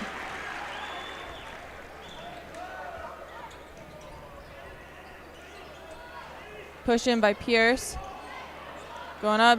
Oh, over to Cruz. Up the paint. With a little lob in, and it's good. Okay, we're back up with Finley Love, senior captain. Going up. Oh. Timeout. And a timeout. We have a full minute timeout by the Raiders. At Danny Meno Rushmore Honda, our buyback event was a huge success, and now we've got a lot full of fresh trades. Over 175 used SUVs available from Jeep, Honda, Ford, Nissan, Subaru, Chevy, GMC, and more. Plus, the area's best selection of used Hondas and Honda certified pre-owned sport utilities. Get 0.99% APR on select certified pre-owned. 0.99. The time to buy is now, before the snow flies. See us at Danny Meno Rushmore Honda or RushmoreHonda.com. Hi, this is Nate Brown reminding you to join the Nate Brown Show live weekdays from 4 to 6 p.m. It's Rapid City's sports talk show and Rapid City's only call-in radio show with big-name guests from across the country to the local sports coverage you just can't get anywhere else. Join the conversation every weekday for thought-provoking sports talk. This is your show. Don't miss the Nate Brown Show from 4 to 6 p.m. on 106.7 FM and 1150 a.m. and stream us all the time at foxsportsrapidcity.com.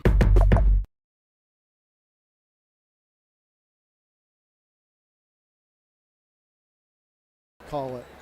Welcome back. We just had our instant replay with Haley Falcon and her great 3-point in the fourth quarter. We have Just under 3 minutes left. It looks like we have a free throw by Seyumano Tafa.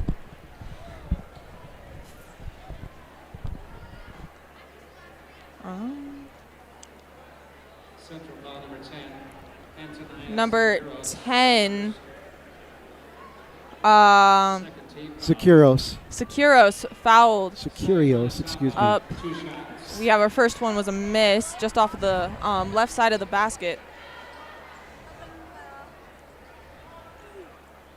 Okay, up again. And it's good. Okay, up to Casey, our 8th grader. Up to Pierce. Going up. Oh, and throw in by Max Schreiber. Hit up. And that's a good lob up by Pierce. Okay, we have the senior captain, Hallie Peterson, going down up to Griswold.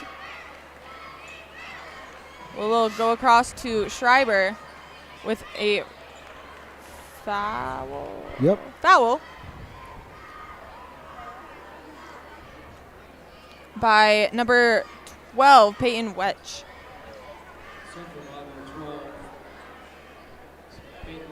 Subs. Looks like a bunch of subs. Okay, we have 5 subs coming in. We have number 12, Jazzy Diven. 32, Charlie Damas.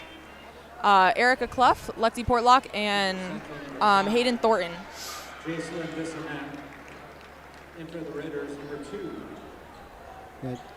Hayden Thornton. Jazzy Divian will wait because Schreiber is shooting, but it's number 20. she makes the second at least, she'll get to go in. Okay, miss.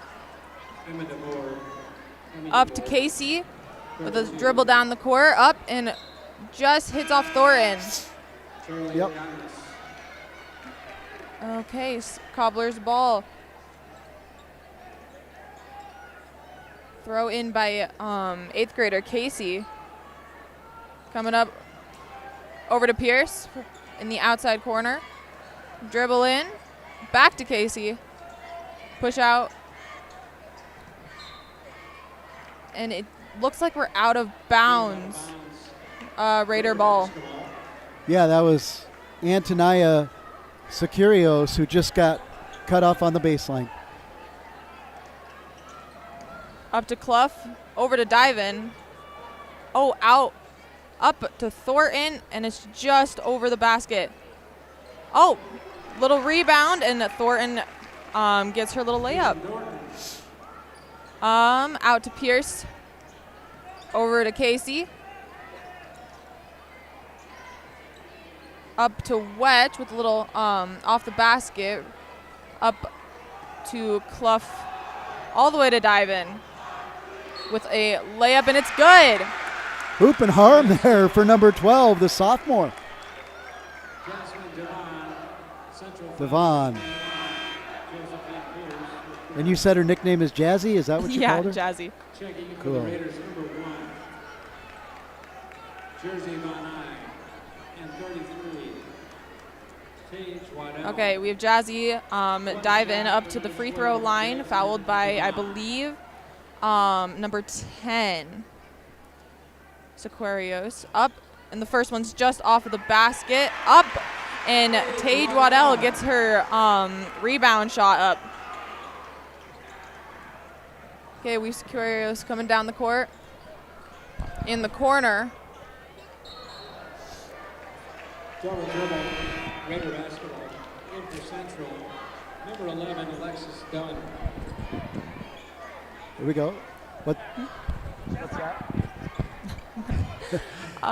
You're doing great. You're doing great. Jersey Von Eye going up the court with Erica Clough over to Jazzy. Dive in, back to Von Eye. Dribble in on a layup, just out. Rebound by Charlie Damas. Up to Jazzy. Dive in again with an attempt assist by Damas. We're up to Casey. All the way lobbed to Sequarios. Rebound by Casey. And take 2. Still a miss. Rebounded by Waddell. We have Von Eye coming back up the center court. With just over 30 seconds left in the period, Casey gets a little bit of a breakaway off of it, and she goes up, and it's just off. Gonna get fouled. Yes. Did you see who? I think it's going to be Jazzy, but we'll see. Okay. We'll see what they say here. Looks like it's number 12. Number 12. Yep. Jasmine Diven. Okay, 8th grader Emma Casey up to the 3-point line with 2 shots.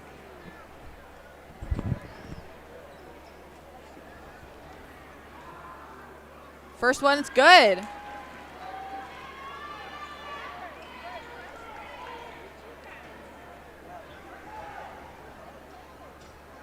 And the second one, 2 for 2 for 8th grader Casey.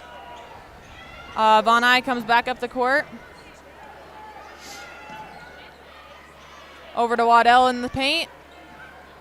Attempt to back to Von Eye, but it was tipped by Casey. Oh, breakaway by number 5, Bassinet. She's going to get fouled. Looks like Jacelyn Bassinet is in the game now.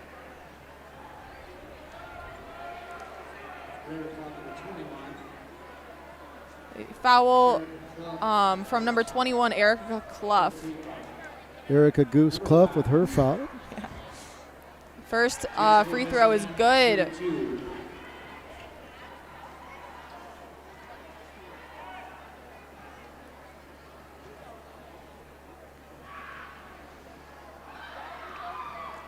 Two for 2. Back-to-back perfect free throws from Casey and Bassinet. Von Eye getting pressured on this backcourt, and that's game. Final score is 62 Raiders, 39 Cobblers. Good job, Danica. We'll stay right here to just close off our segment with the girls before we transfer the boys. We'll most likely recap girls' stats during the boys' game as we have to transition over to the boys' game. So, we're good? Okay, so we're good. We're going to stay right here. We're just going to change the scoreboard over. We'll be back after these 60 seconds to bring you the girls' recap and the boys' pregame. You're following Raider Basketball. GoRaidersLive.com. How do we solve our patients' hard-to-solve medical problems? Our doctors and specialists collaborate, sharing their vast knowledge and Mayo Clinic's unique expertise. It's this working together that helps solve our patients' hard-to-solve medical problems. Monument Health, proud member of the Mayo Clinic Care Network. Lucky for us, life is full of choices, big and small. They define us, make us who we are. And when it comes time for you to choose, a car, home, your next big adventure, or start a new business, Farmers Union Insurance has the variety of coverage options to protect each perfect moment. Farmers Union Insurance. Contact your local Farmers Union Insurance agent today.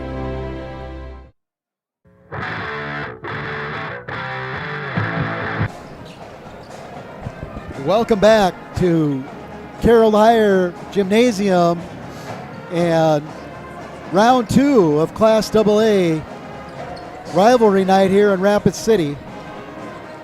As we're just coming off the girls' game where the Cobblers 39, Raiders 62, and Danica in that one. The Cobblers came out in the second half and played great defense. Were shooting better than the Raiders. Closed the gap to almost 11, almost 9 there, and then the Raiders just seemed to kind of regroup and put the foot on the pedal. Any other thoughts you have on that one? No, I think you pretty much summed it up. I think that first quarter the Raider defense was really, really, really good, and then this after halftime the Cobblers came up for a little revenge and they pushed up out. But thanks to our Raider offense, we pulled ahead. We managed well. Yeah, the offense got going again off of the turnovers, and then, they stabilized using the press, stabilized Central. But, hats off to Central. They played really hard. They came in with a good game plan. Leah Landry had another great night for them, as did Olivia Pierce for the Cobblers. We just got the stats handed to us. Thank you. Shout out to the score table crew and the stats crew for all their work. We'll just run the numbers here. Let's start with the Cobblers. The Cobblers had a total of 30 rebounds. 6 of those were offensive. The Raiders had a total of 27 rebounds, but 11 of them were offensive. So Cobblers had a few more rebounds, but the Raiders had more offensive rebounds. In the turnover category, the Cobblers had 28 turnovers to the Raiders 13. And so 15 possessions is a lot and pretty indicative to the range of the score there. As we go through the stats here, the Cobblers had 7 steals, the Raiders had 10, and the Raiders had 1 block shot. As far as shooting goes, for the Cobblers, for the game, they were 40% for the game. And from three-point, they were 38% from the three-point line and 67% from the line. So they had didn't shoot terrible from three-point or the free throw. Just they would, and not really terrible from the field. Just didn't get a lot of shots up due to the pressure. A lot of turnovers. And for the Raiders, for the game, they were 43, almost 44% from the field. From the three-point line, they were 34.5%, and they were 44% from the line in the second half, which took their total to 29%. But the amount of field goals attempted for the Raiders was 29, and the field goals was 55, 35 for the Cobblers for 20 more, and that's pretty much your turnover, 15 different turnovers in your offensive rebound. So the Raiders put up 55 field goal attempts, and then they also had, in the three-point line, they had 29 attempts, where the Cobblers had 35 field goal attempts, and from three-point line had 8 attempts. 8 of 12 from the line were the Cobblers, and 4 of 14 were the Raiders. So that pretty much sums it up, 69-32. We're going to come right back after 60 seconds to bring you the boys pregame. You're following Raider basketball on GoRaidersLive.com. It's time for trucks, and we have the trucks you want at Denny Meno Toyota. Choose from over 60 new trucks on the ground and on the way. For a limited time, get 2.99% APR financing for up to 72 months on every new 2026 Toyota Tundra. That's 2.99% financing for 6 full years. Or get 3.99% APR for up to 72 months on every new 25 Toyota Tacoma. See us for trucks at Denny Meno Toyota or DennyMenoToyota.com. Pests don't wait, and neither should you. At Olson's Pest Technicians, we've been protecting homes and businesses for over 55 years. From bats and attics to rodents and walls, ants in kitchens, stubborn bedbug infestations, even swarms of mosquitoes. We've seen it all, and we handle it all. With expert technicians, ethical treatments, and service across South Dakota, Nebraska, and Iowa, you can count on Olson's to get the job done right. Contact us today at Olson's Pest Technicians. Family owned, community trusted. This is what matters.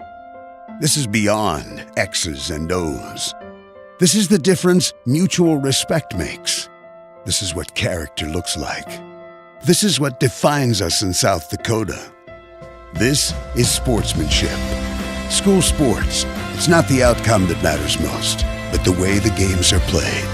This message presented by the South Dakota High School Activities Association and the South Dakota Interscholastic Athletic Administrators Association. Futures aren't made by accident. They're dreamt, they're planned, they're discovered. At Northern State University, futures are the result of hard work and grit. NSU is an academic powerhouse with a spirit of exploration and genuine support, where professors know your name and push you to discover what you're truly capable of. But don't take our word for it. When you experience Northern, you'll see the difference here. Things were a little different back in 1979, but at McKee Ford, our approach to customer service hasn't changed. We're a family-owned and operated dealership with a commitment to respect and integrity. See us on the Big Ford Corner or online at McKeeFord.com. At McKee Ford, we've got it. F-Series, Super Duty, Rangers, and Mavericks. All with up to $14,485 off MSRP. See us on the Big Ford Corner or online at McKeeFord.com. At Dakota Discount RV, our mission is to make your RV experience fun and easy by providing quality recreational vehicles, competitive pricing, and professional sales and service. We're proud to offer the finest names in RVs. Our big inventory of fifth wheels, travel trailers, and toy haulers allow us to save customers thousands of dollars compared to most dealers. Come see us at either of our 2 locations, 3330 East Mall Drive, Rapid City, or 11200 JB Road, exit 48, Somerset.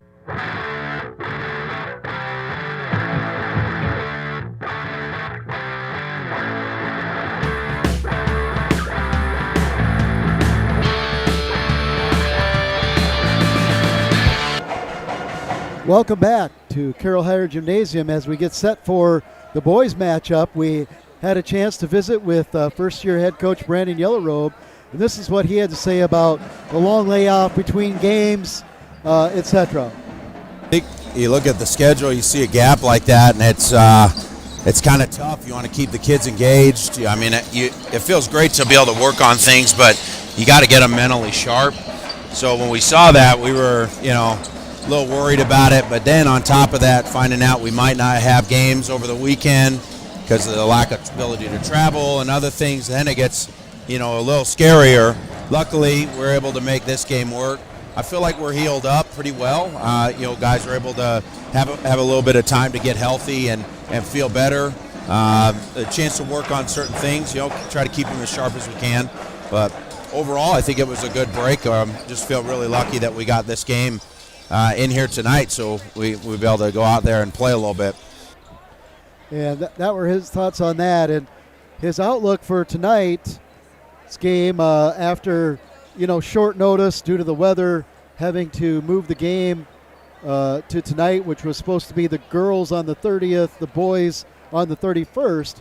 This is what Coach Yellowrobe had to share about his thoughts on how he thinks this one will look tonight and some key things to focus on for the Raiders. I went back and watched some of the film, and we had a lot of balls bounce our way in that first game. We hit some tough shots. In situations like this, it's hard to beat anybody twice, no matter who it is. And you go into a game, you want to believe that you execute, but they're a very good team that do a lot of things really well with a lot of veteran leadership. Presti Yellow does a really good job for them running their squad. He's a very difficult guard for any team. So you don't want to see him get hot. So you want to try to make sure you stick to your guns, do the things that you're supposed to do. We want to come out and play hard, but we don't want to expect the same results or the exact same thing we had in the last game. So we got to be prepared to come out, play as hard as we can, and see where the ball falls. So, and we also had a chance to talk with senior Logan Neeson for the Raiders, and like all these student athletes, they're so fun to talk to and get to meet, and Logan is about as laid back as they come, so it was really fun to get to know Logan a little bit. And this is what he had to say about how his senior year is going halfway through. Team, I feel like we've been doing pretty well. There's been some times where we've struggled, like at practices, like with energy wise, but I feel like usually in game we bring it up and we try to keep the energy high. And individually, I mean, I try to do my best all the time on the court, but there's like some times where. And so that was Logan talking about, you know, just the things they work on and how they're trying to bring energy, which if the style of play, you've seen any of it, it's a full court defense, you know, run the ball in transition. So you need a lot of energy to keep up that type of tempo in a game. And this is what Logan has to say about what he likes about, you know, just basketball and competing. Probably the competition. That's probably my favorite thing about basketball is like going out and like trying your best to like beat the opponents. And then I also asked him what's the most fun part about it, not just what you like about it.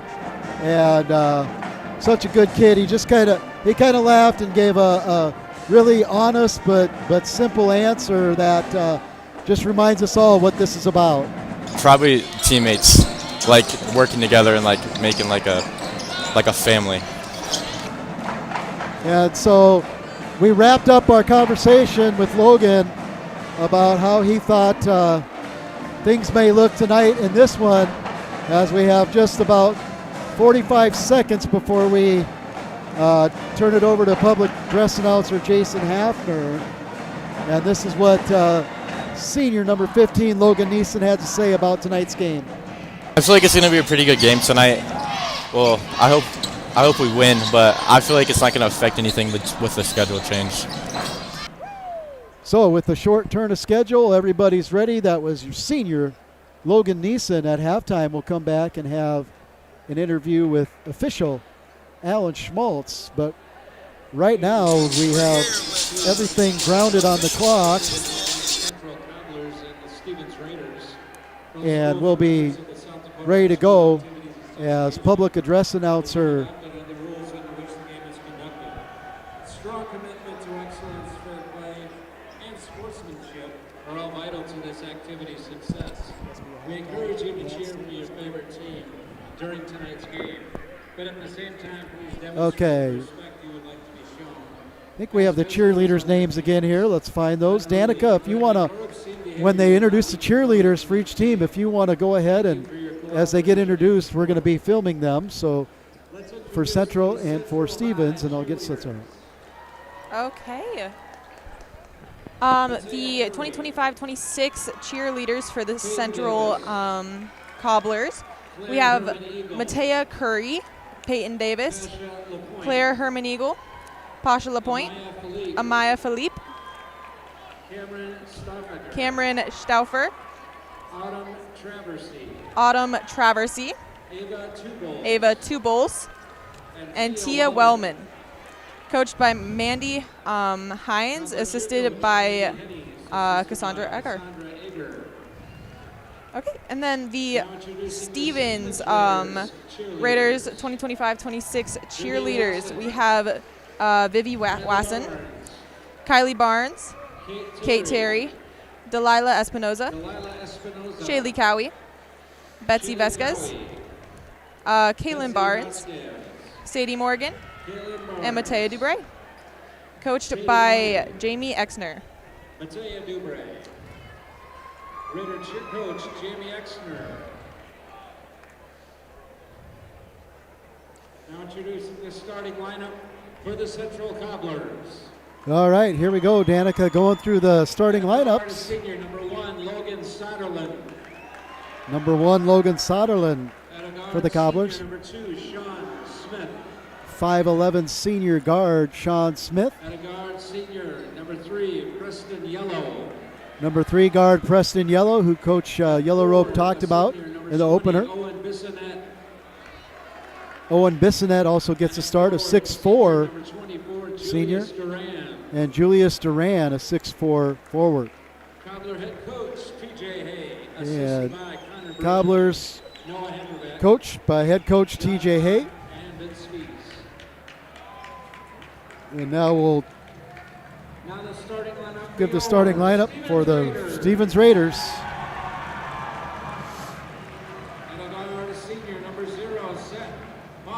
At a guard, a 5'11" senior number 0, Seth Paw. At another guard, 6'1" junior, number 1, Lucas Marcus.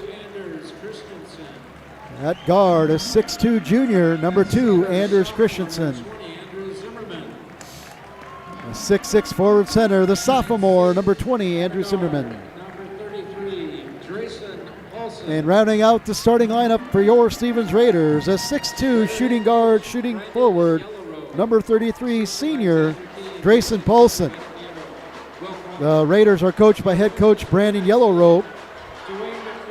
The officials for tonight, Dwayne McPherson, Royce Wurtzer, and Alan Schmaltz. So certainly an experienced crew for tonight on short notice. And again, shout out to the assigners and the officials for being able to realign a lot of assignments to give both the girls and the boys quality officials. Raiders come out with the tip. It's senior guard Seth Paw over to Christensen. Christensen, corner. Paulson, 3 off the mark. Lucas Marcus was there, but tracked down by Preston Yellow. He'll throw it up. Amidst the pressure, he'll get it to Soderlund. Soderlund back to Yellow. Yellow will be marked by Paw. He'll get it over. It's stolen by Zimmerman, and he's bumped by Soderlund. That's going to be a foul. Zimmerman, I think, was thinking about a dunk, and Soderlund did the right thing and just tried to steal the ball. That'll be fresh shot clock and ball out of bounds for the Cobblers. That'll be Soderlund's first, team's first. Paw over to Christensen. Christensen looks low, no one there. He'll back it off to the logo. Thinks about Paulson, can't get it to him, goes to Zimmerman. Zimmerman right back to Christensen. Baseline strong. Zimmerman, a little cut, spin move in the, we're going to get a travel. Spun a little bit too much there, and we'll get a travel. Danica, it looks like even some of the seats up in the upper area are kind of starting to fill in here, and a lot of people standing around the track. So got a pretty nice crowd tonight. Oh, yes. Yellow all the way down, and it's going to be a goaltending as Zimmerman blocked it, but Bissonette had already put the ball up on the glass, so that's going to be a goaltending and a point, or 2 points a basket for the Cobblers. They'll open the scoring and lead early 2-0 here, with Bissonette getting the first 2 of the game. Smith on Paw. Swiped the ball out a little bit. Paw regained it. Thought about a 3 from Lucas Marcus. Not there. Lucas Marcus over to Zimmerman. Lucas Marcus down now to Zimmerman. That was Paulson. Paw for 3. Go! Seth Paw for 3 to get the Raiders the lead early on here. 6:20 to go. Round 2, Crosstown Classic, Class AA boys. Rapid City Central Cobblers visiting the Rapid City Stevens Raiders. The Cobblers come into this one 2-6. The Raiders 4-6. We're going to get a foul on the Raiders, and that's going to be on Lucas Marcus. His first, team first. And Yellow will take the ball out of bounds. Yellow will get it in to Bissonette. Thought about a 3, but Paw was there. Yellow on the dribble. Paw still marking him. Zimmerman now with Bissonette taking him away from the basket. Goes over to Duran. Duran in the corner to Yellow. Back to Duran. Duran thinks about it. Takes Paw baseline, goes up, tries to get the roll, not there. Raiders track it down and get it into Lucas Marcus, who gets it over to Paw. To Zimmerman. Zimmerman.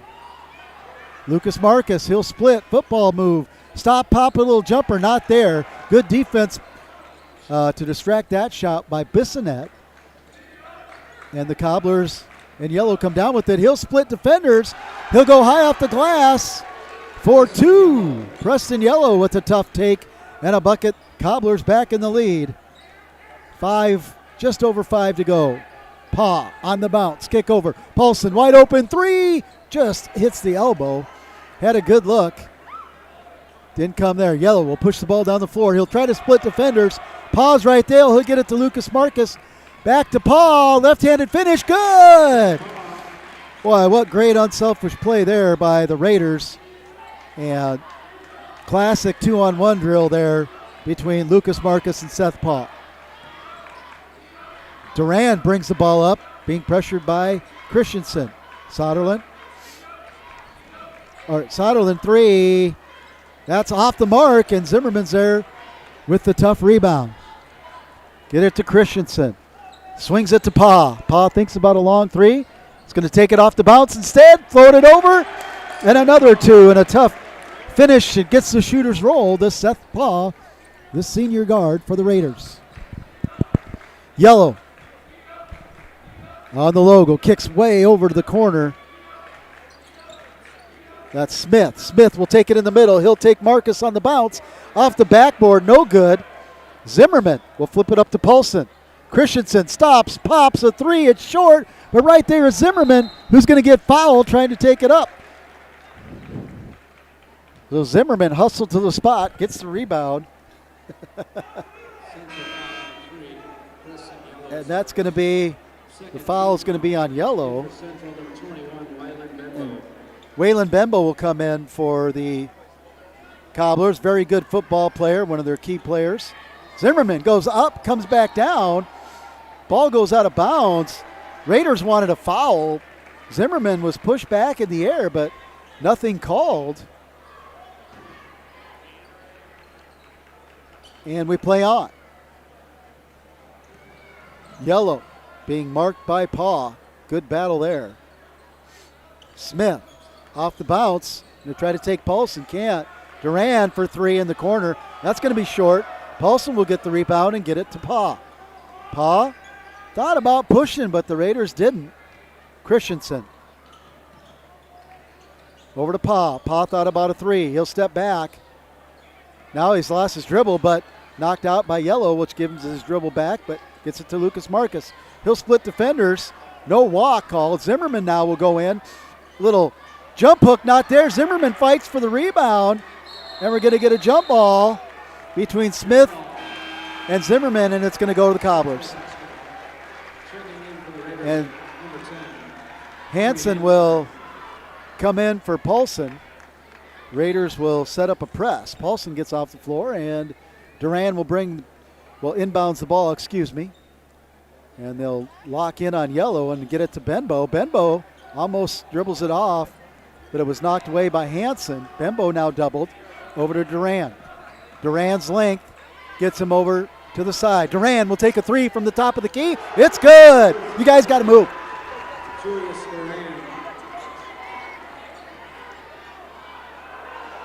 Back down. Cobblers wanted to travel. No call there. Pa thinks about a long 3. No. Lucas Marcus thinks about it. Gets to Christensen. Down low to Hansen. They're trying to work it into Zimmerman. Not there. Christensen, quick trigger on the 3. Not there. Knocked around. Lucas Marcus will get it, and Yellow will just come and grab him. Going for a jump ball, but he didn't have the ball at all. He just kind of put a bear hug on Lucas Marcus.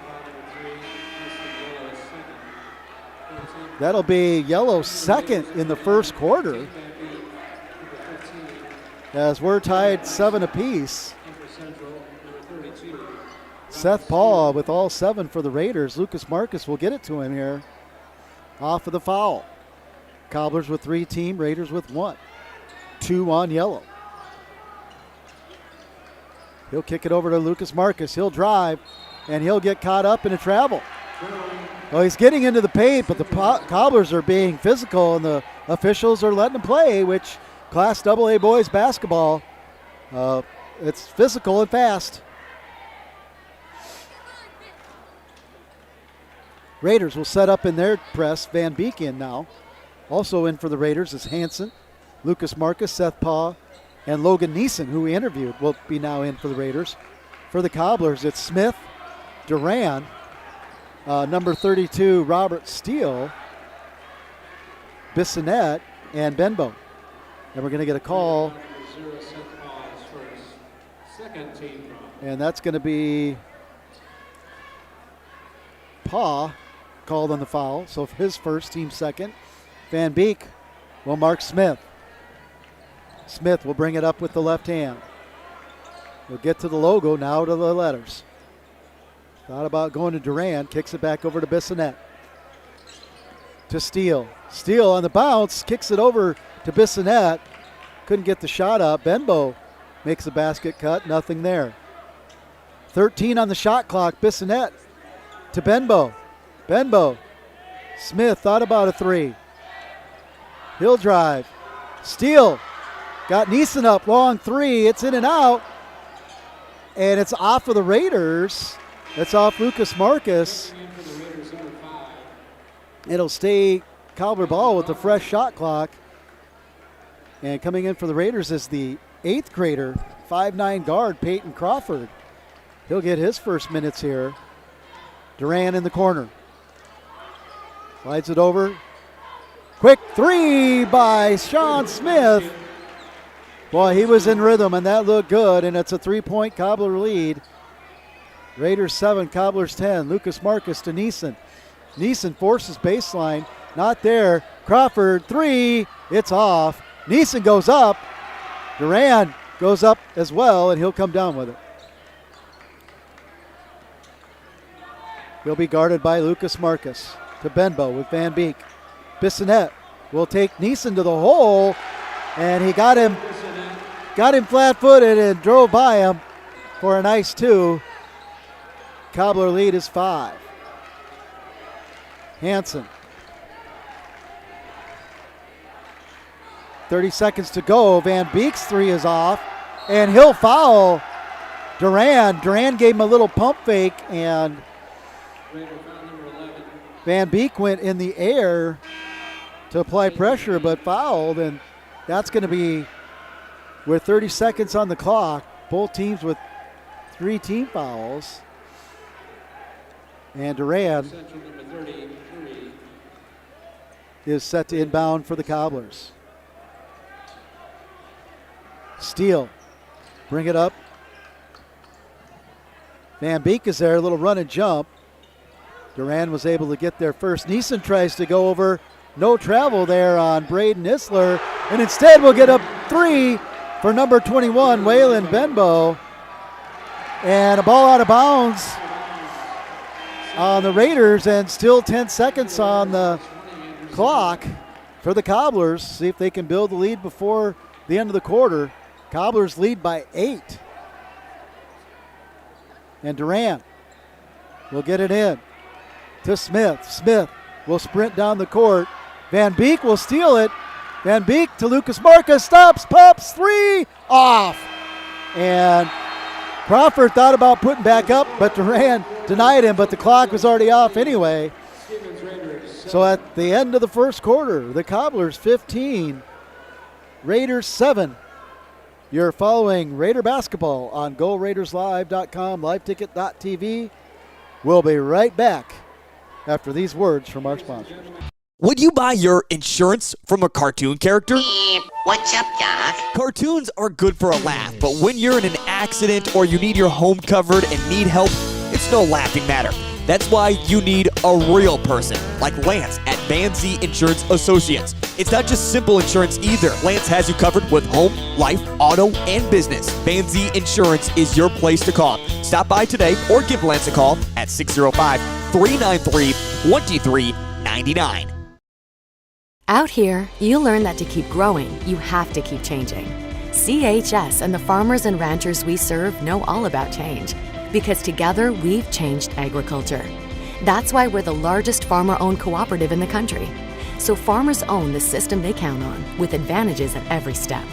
From innovative tools that help crops grow, to grain processing expertise, to energy solutions, we create connections to empower agriculture. Learn more at chsinc.com.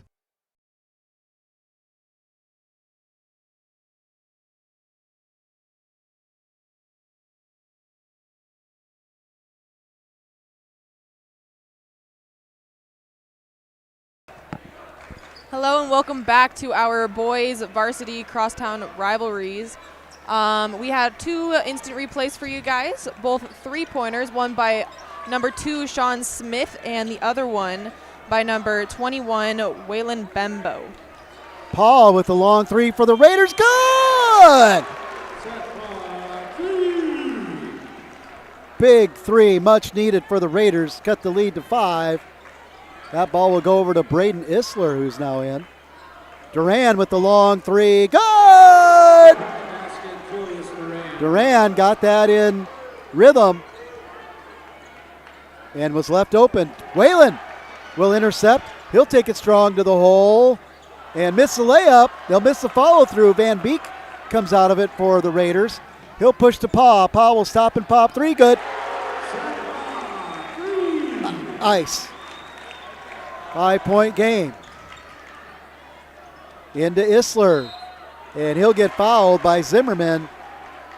Nice ball fake there by Isler to draw the foul on Zimmerman. Zimmerman's first, team first for the quarter. And Braden Isler will go to the line for the Cobblers. First one gets the shooter's touch. Will roll in. 6-point lead for the Cobblers. Subs for the Cobblers. Yellow's going to come back in, as does Shadow Gilbert. And Coach TJ Hay, I'm sure, is very happy that with 2 fouls, he was able to rest Yellow that long and still secure a 7-point lead as Isler missed the second.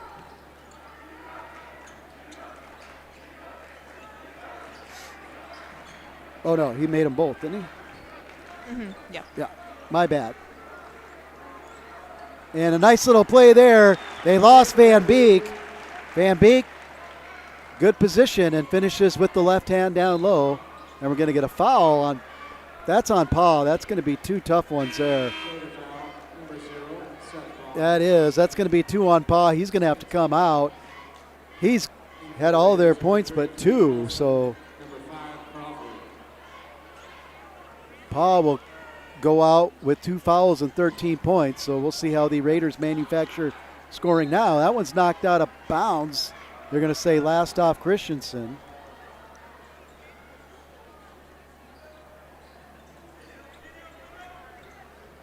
Isler. He'll go to Duran. Duran out to Yellow.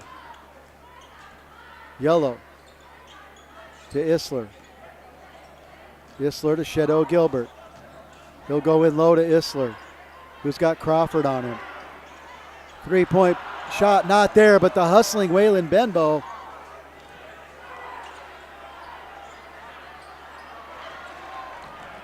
Punched out by Lucas Marcus, but Yellow was able to beat him back to the ball. No timeline violation, and Yellow slipped on his way. No, he's going to be fouled, they say, by Crawford on his way to the hole. And it'll be Cobbler ball underneath. They'll stand on the tee here. Will Shadow Gilbert. And he'll pop it out to Duran, who thinks about 3. No, he goes tough baseline. Gets caught up. No, and there Zimmerman comes out with it. Zimmerman gets it to Lucas Marcus. He's going to hold it up momentarily. Crawford for 3. Good! The 8th grader, 5'9", number 5, Peyton Crawford, drains a 3 to bring the lead to within 2 for the Raiders. Yellow gets tipped, but Gilbert's right there. Back to Yellow. He's going to go baseline. Tough take. Benbow, good athleticism to get up. Over to Gilbert. He thought about 3. Stops, goes 15-footer instead. Nice smooth take by Shadow Gilbert, the 5'7" freshman. So a freshman and an 8th grader on the floor at the same time between the 2 teams. Don't see that too often in Class AA boys. That's Crawford for the Raiders, the 8th grader, and Shadow Gilbert, number 0 for the Cobblers, the 9th grader. Zimmerman with the little jump hook. Tough shot. He's tough with that shot. That one doesn't fall. Christensen and Duran, a little Rubbins racing. No call. Isler puts the ball on the floor, kicks it out to Gilbert. Gilbert over to Benbow. Benbow tries to go pick and roll. Thought about a 3, not there. And Duran faked the pass to Gilbert. Gilbert cut, and then Duran past where Gilbert was, and at any rate, it's a turnover.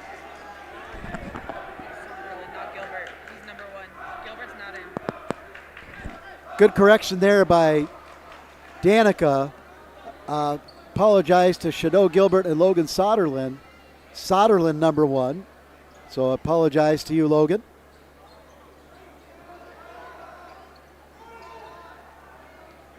Crawford out to the logo, directing traffic to Paulson. Paulson to Zimmerman. 15 on the shot clock. Zimmerman, good pass into Crawford. He'll spin. Kick out, Grayson Paulson for 3. Not there. Zimmerman, fresh shot clock. He'll tip it over to Christensen. He'll get it in low to Zimmerman. Zimmerman's hammered by number 12, Lincoln Williamson, who is the nephew of Raider great Todd Williamson back in the late 80s. That'll be Williamson, a freshman. And Zimmerman will make his first free throw. 3-point game.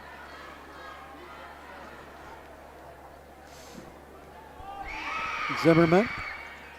That one's off. Christensen goes to the floor for it. Bodies everywhere. And we're going to get, it's no jump, we're going to get a foul. I think everybody was going for a jump, but ended up being a foul. And that's going to be on Christensen. And I think everybody was wondering, nobody had possession. It was kind of a loose ball, but obviously more contact made than we could see from up here. Smith, get it over to Benbow. Benbow, back over to Smith. 3:20 to go. Smith denied by Zimmerman. Paulson with the rebound, almost got pushed out of bounds by Williamson. Stayed in. Crawford now will have the handles for the Raiders. He's at the mascot. He'll give it over to Lucas Marcus, over to Crawford. Crawford to Zimmerman on the cut. To Christensen. Quick release on a 3. Not there. Paulson came in for the rebound out there. Good job by Bissonette. Bissonette will get it over to Yellow. Oh, no, that's Soderlin. My apologies. Soderlin to Smith for 3. It's off. Zimmerman is there, but he's pushed. Take your pick there. Both players push Zimmerman. That'll be a foul on the Cobblers. Raiders have 4 this quarter. That'll be number 20 on the Cobblers, Bissonette. That should take them to 3. But they're just showing 2. Second team foul. So 2:48. That could end up being big here in this quarter, with the Raiders trying to cut into a 3-point lead. Any more fouls and the Cobblers go to the line. Paulson, long 3. That was short, but a great effort. But it comes out of there is Yellow. Yellow. Thought about beating everybody to the basket. Benbow. Take it. And it'll go Smith over to Soderlin. Soderlin. Pick and roll with Bissonette, but a little long and hard on that entry pass. And we got all kind of buzzers going off here. I'm not sure what the inadvertent one was. I think it was a shot clock, but that's been reset. So with 2:18 to go, Raiders trail by 3, 19-22. They have 4 team fouls. Seth Paws back in with 2 fouls. On the floor for the Raiders, Pa, Marcus, Neeson, Van Beek, and Hansen. Neeson with a little jump hook. And for the Cobblers, you have Yellow, Duran, Smith, Bissonette, and Soderlin, and a nice little take there by Sean Smith, knowing that Pa couldn't really contest with 2 fouls. Van Beek. Van Beek pushes it over to Pa. Pa now on the dribble. Pa to Neeson. Neeson will take it on the bounce. Fakes a pass to Van Beek. Tries to go low, but that one was forced and stolen away. Duran will come out of it. He hasn't taken a 3 for a while. Backdoor pass. And that's going to be a block. Oh, block. It looked like the player was set. It was close. And now everybody helps everybody up in the heat. That's going to go on Neeson, I believe. If he was late, he was just late. But it'll be good shooter for the Cobblers going to the line to extend this lead with 1:15 to go in the half. Yellow makes the first for his third point. Line change here for the Raiders. Neeson and Marcus go out. Zimmerman, Hansen, Van Beek, Paul, and Christensen is in. Yellow again. His second throw from the stripe is good. For a 5-point lead now for the Cobblers. And with 2 fouls, Yellow will come out with 1:15 to go. So it's Bembo, Soderlund, Smith, Duran, and Bissonette for the Cobblers. Pa over to Christensen. Another 3 on the trigger. This one, good, huge. Christensen's been close on 3 previous attempts. That one's good and wide open for the Cobblers. That's in and out. That was Soderlund, and we're going to have a foul on the rebound. And we'll see if this one is on Bissonette as well. And it is. So with 49 seconds, Bissonette will get his second foul. Raiders will get the ball, trailing by 2. Differential is about, on the shot clock, is about 12, 13, I think. Well, bounce pass to Christensen. He'll step back. Another 3. Good! Feeling it. The Raiders will take a lead by 1 point after trailing as many as 8 with about 15 seconds to go in the first half. Class AA boys crosstown classic here at Carroll Higher Gymnasium. Little run and jump double team. 5 seconds on the game clock. 3-pointer off. Hansen will just launch one.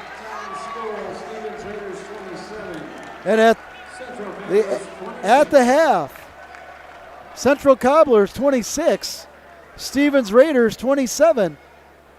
We'll be right back after this 30-second message to bring you the interview with official Alan Schmaltz, and then we'll have stat recap. You're following Raider basketball on GoRaidersLive.com.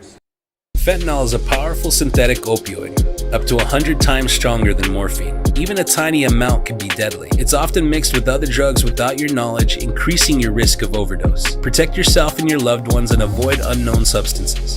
Stay informed, stay safe, and remember, one pill can kill. For more information on fentanyl prevention, visit your local health resource or speak to a healthcare professional today. This message was brought to you by the Great Plains Tribal Opioid Response, so that the people may live.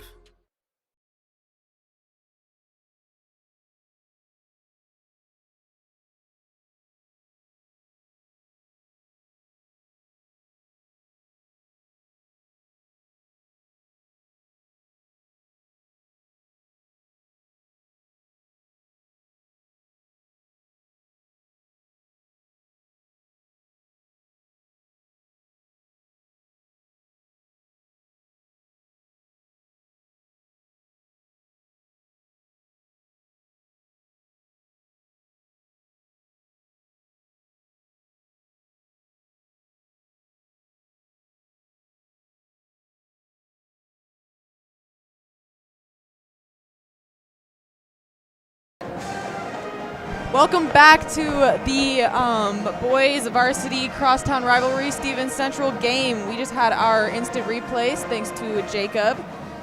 We had 2 3-pointers by Pa, our senior, 1 by 8th grader Crawford, and 2 by Christensen's for the Raiders. And then we have a 3-pointer for Duran on the Cobblers. All right. Well, nice job. That was a pile of them Jacob had lined up. Thank you, Jacob. Thank you, Delaney, and thank you, Danica, our students from Stevens Sports Network, helping us out here tonight. And prior to the girls' game, I was able to sit down with referee official Alan Schmaltz, who officiates football and basketball. This is his 7th year as an official, so we want to talk to him, get his perspective on officiating and how he got interested and started in officiating, and this is what Alan had to say. Having me. The first thing is I did it in college a little bit, and it was a way to make a few extra bucks when you're a broke kid. And then at about 30 years old, my wife actually got me interested in it, looking for something to do to remain competitive. And so about 7 years ago, I got started back up. One of the big people that got me going was Mike Kirkby, who's going to be reffing the girls' game. That's who I contacted because I recognized that he was officiating, and got signed up and registered. And Alan, being a athlete at USD and Chadron State, was very used to being around athletics and college athletics, high school athletics, club athletics, all of it. And this was his quick review of his progression as he learned and worked and, was critiqued for growth by fellow officials. This is what he had to say about his journey, and we'll get to that right now. Way, just like anybody, you got to start at the bottom. So I was working middle school games, sub varsity. I worked for you when you were the AD here at Spearfish or at Stevens. I worked for Jordan Bauer at Spearfish, Central, St. Thomas More, you name it. So you start working the sub varsity stuff. Then as I progressed, I started working varsity basketball, and I worked everywhere, every game I possibly could, trying to get better. You're making mistakes, you're learning. And that's how I did it. I reffed a lot. I mean, it was 4 nights a week for the first few years that I was doing it, trying to get better, because when you start, you're not very good at anything. And I was really, really trying to hone my skills. Then I started going to camps, and now I'm sitting here talking to you about it. It's that was Alan just giving his perspective on modestly on his progression. He worked really hard out of it, and it's his 7th or 8th year in officiating, and last year was his 5th state tournament. So, he failed and learned, but also to get to that point, he had to do a lot of things right. And, as official, you gain respect because of your consistency and your ability to manage the game and manage people within the game. And so credit to all those experienced officials that are able to teach younger officials to do that. This is what he talked about the work they do to keep up on the skills and stay current. Prerequisite for me is you have control over 2 things as an official: how hard you work and how well you know the rules. There's no excuse not to know the rules, so the rule books are a very important part of what we do in this avocation.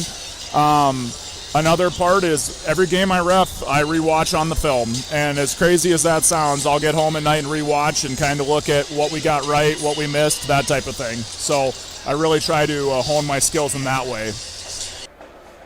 And then we also asked him to dispel some of the angst and, stereotypes or bad things people think, the trepidation a new official, regardless of age, may have as they get started. And surprisingly, Alan said that's one of his most frequently asked questions, and here's what he had to say about dispelling the angst new officials may have. I ask this question a lot when I'm trying to recruit new officials. The first thing is people talk about getting yelled at from a crowd standpoint and a coach's standpoint, and not to say that doesn't happen. I've had far more good experiences with coaches and crowds than I have bad. And it is part of it, and I think we all see the videos on YouTube or social media where you can maybe see somebody being mistreated. However, I do think that is not something that we see often. I have not experienced very much of that in my career, and I think for the most part, fans and coaches respect us for being out there because... And he went on to say, because in a time of an official shortage, they know they're needed, and he feels pretty good that everybody's treated fairly, and also re-emphasize what he said his prerequisite was and what he could control. And so he goes into a game feeling pretty good about knowing the rules and the mechanics. And I think that shows from the games that are called. Last thing we talked about is the program that's available for Stevens students right now. I'm not sure if it's also at Central, but it's called Ref Reps, where if you're a high school student at Stevens High School and you're interested in officiating any sport, it could be soccer, could be basketball, could be track starter, football, whatever, contact the activities office and ask them about Ref Reps. It's a course you can take that the school will pay for, you get credit for, and it sets you up to, as Alan said, have a part-time job, being an official. And this is what Alan had to say about Ref Reps. I talked to Larry Osborne, the coordinator of officials in South Dakota, about this the other night, and what I do know about it is it's a really good opportunity to get exposure to refereeing and officiating for different sports, whether it's football, basketball, starter and track, wrestling, and it's just a really good opportunity so people can get out there and get the basic fundamentals. From my standpoint, I wish we would have had something like that when I was coming up, because I didn't start till I was almost 30 years old. So I think it just gives you a head start, and then we're in a crisis. Every sport needs officials, and the officials right now are in older age, and we need to get younger. So it's very important that we get this going. I want to thank Alan Schmaltz, football and basketball official, for his time and his perspective. Had some great points there. So again, if you're interested as a Stevens student in becoming a sports official, please contact the activities office and ask them about the REPS program. Well, let's look at the halftime stats, Danica, from this one as we break it down in turnovers. What do you see for the Cobblers and the Raiders in terms of turnovers?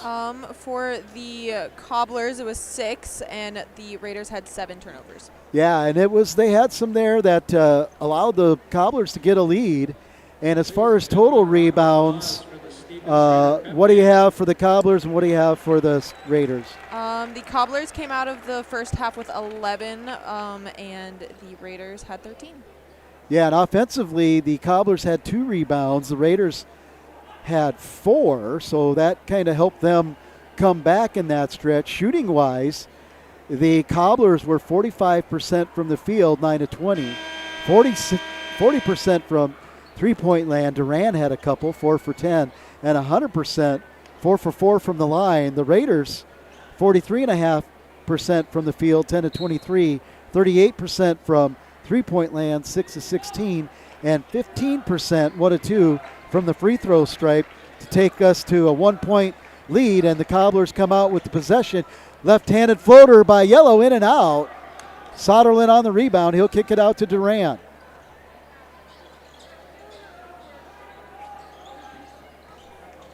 Yellow, three-pointer, Soderlin off, and right there is good rebound by Lucas Marcus. Tough, stayed in there and got that one pulled down. Paw on the bounce. He'll have Yellow on him. He'll get it over to Lucas Marcus, to Christensen. Soderlin will come out and take Christensen. Lucas Marcus thought about a 3. He'll turn, dribble, Christensen. He'll go baseline, tries to go into Zimmerman, gets there, that little hook. This time good. That one didn't fall in the first. Falls this time. Zimmerman will come out and get the first point of the half. Raiders lead by 3. Good from Smith in the corner. Sean Smith will tie this one up fittingly. It's been close. Lucas Marcus will lose it off the bounce. No, he'll get it in a tie-up. They wanted to travel, the Central crowd did, but it's a tie-up, and it'll stay with the Raiders. And Marcus will inbound it to Paw. Paw will get it back to Lucas Marcus on the bottom of the logo. He'll go over to Christensen. Paw on the handoff. Thinks about 3. He'll take it in. Turnaround jumper, tough, and good. Tough, smooth take by the junior, Lucas Marcus. That'll be his first 2. Good rebound there by Yellow. Yellow did a great job put a little crossover. It got Zimmerman to move out of the paint, and he filled in, and Yellow will tie it back up here. Paw, step back. He was going to shoot it. He thought Zimmerman was going to be going to the hole, it looked like. And if it was a shot, it came off wrong. If it was a pass, Zimmerman wasn't ready for it. At any point, it's a turnover and an empty possession for the Raiders. And Yellow will go all the way and get fouled. And Coach Yellow Robe really wanted somebody to step out and stop ball. They didn't. And because of that, it's going to be the second foul on the sophomore, number 20, Zimmerman. And Yellow was perfect from the line. Let's see if he can continue that here as he goes the first, left-handed. It's good. It's his third point of the quarter.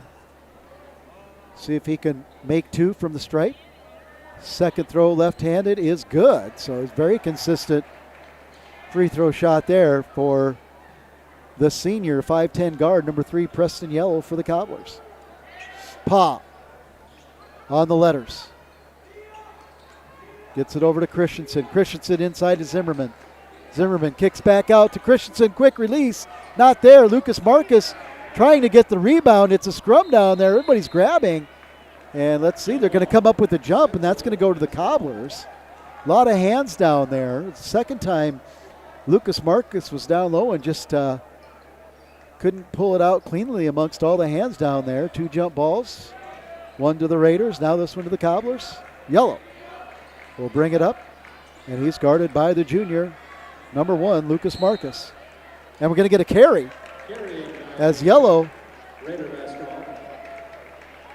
got the ball too high in the carry. And that's a turnover right back to the Cobblers, who have a 2-point lead off of the free throw shooting of Preston Yellow. Paw. Paulson was there, almost stolen. Paw calmly collects it. See if he uses the screen high-low, tries to. Zimmerman's there, puts the ball on the ground, kicks back out to Paw. Paw three-pointer, it's off. Duran with the good rebound. And he'll push it up to Smith. Smith between the legs. He'll get it over the timeline, no problem. And they'll get it into hands of their floor leader, Preston Yellow. Yellow kicks over to Duran. He beats the steal attempt. 3, not there. Bissonette is there. Duran thinks about another 3, will take it in. This time it goes up, tries to go over Zimmerman, not there. And then on the follow by Bissonette, we're going to get a foul, and I think that's going to be on Christensen. So Christensen with his second, and just Cobblers that time, the big body of Owen Bissonette just was able to block out the Raiders, and he'll go to the line. And the Cobblers continue their streak at the line, which is going to keep you in or help you win games. And right now, I don't show them with a miss. So good job by the Cobblers from the stripe tonight. Bissonette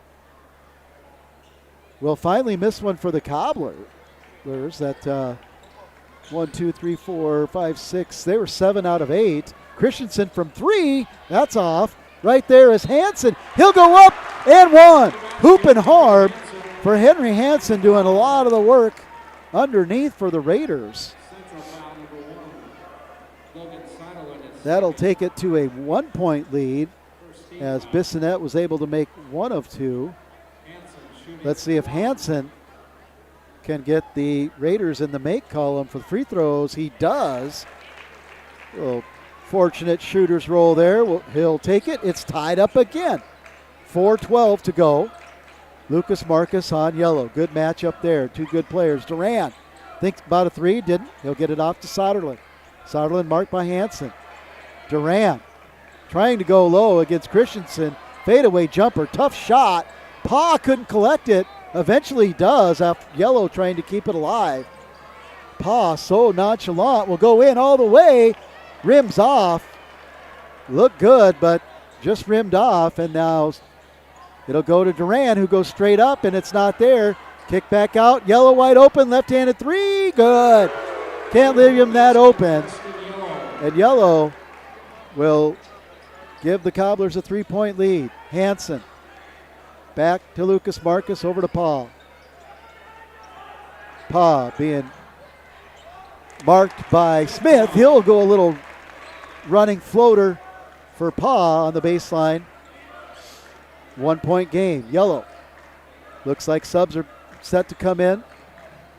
Benbow for, and one. Zimmerman tried to block it, and if that's foul on Zimmerman, that's his third. And Preston Yellow, smooth take there. He's been perfect from the line. So Zimmerman, that'll be his second. My bad. It was Pa that had two coming in. Neeson comes in. Benbow and Isler come in for the Cobblers. Yellow will remain perfect from the line. He's 5 out of 5. And he has 11 for the quarter, and it looks like we're going to have a timeout. We're going to have a 30-second timeout. We'll be right back after this 30. You're following Raider basketball. GoRaidersLive.com. The innocence of youth. Is there anything any better? But soon they'll be in high school and facing all the same challenges you faced. How to make friends, how to fit in, how to be cool. We want our children to have everything they'll need to live fulfilling and productive lives. Make sure the kids in your family are among the more than 57,000 participants here in South Dakota who take part in high school sports or activities.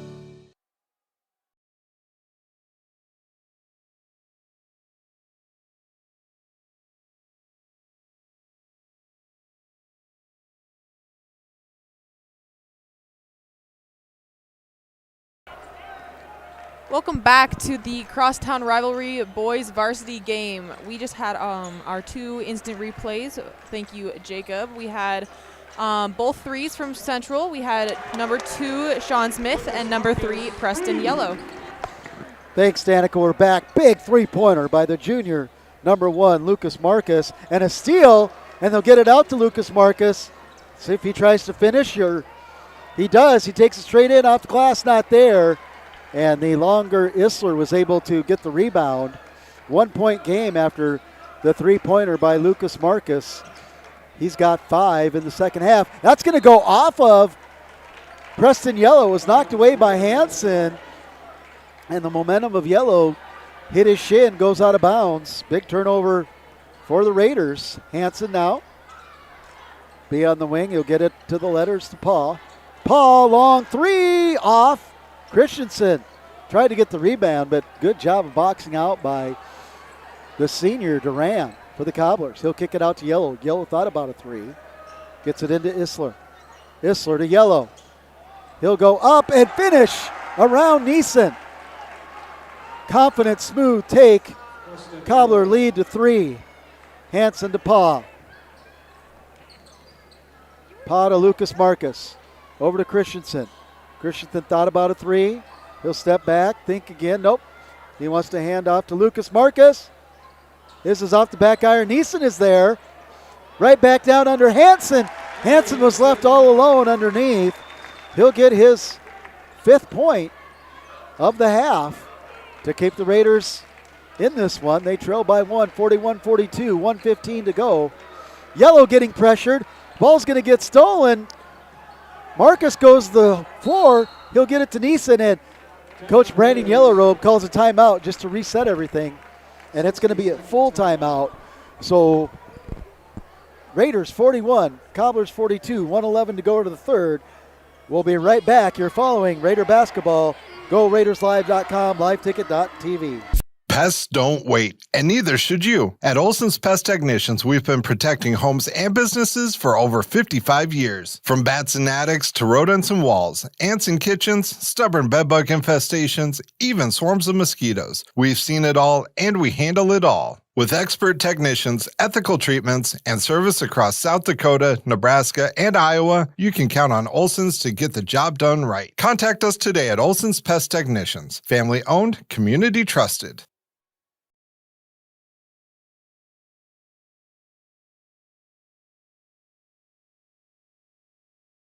Lucas Marcus Welcome back to the third period of our crosstown rivalry game. We have just over a minute left. The instant replay that you guys just watched was a 3 made by junior for the Raiders, Lucas Marcus. Yeah, that was a big 3 to keep it in. It's been back and forth. This has been a good one. The 8th grader now, Peyton Crawford's in for the Raiders. He'll bring the ball up. He's marked by Logan Soderlin. Off to Paw, marked by Yellow. Paw kicks it. Crawford, he'll take it on the bounce. He'll flip it to Lucas Marcus. Back to Crawford. 12 on the shot clock. Crawford tries to pass in midair. No one there. Turnover with 10 seconds on the shot clock. A big empty possession there for the Raiders. See if Cobblers now will try to capitalize. That goes in, inbounded by Bembo to Yellow. Raiders will back off and play half-court defense, man-to-man. That's into Isler. Isler goes down. Neeson's there. Duran will get it, though.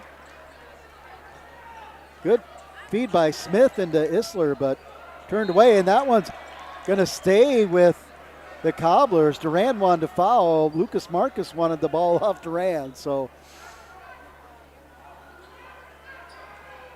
Duran off the take, thought about a quick 3. Lucas Marcus is right on him. Isler kicks out. Benbow faked the 3. Crawford picks his pocket, gets it up to Paw. Paw's in so much traffic there, and then he's going to come back and get a foul, and that's going to be his 3rd, and that's huge. And that's where sometimes you have an 8th grader making that pass.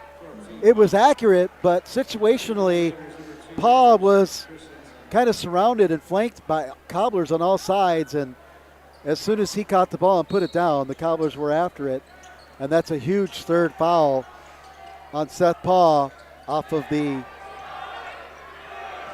thread the needle pass by Crawford. Long 3, it's off.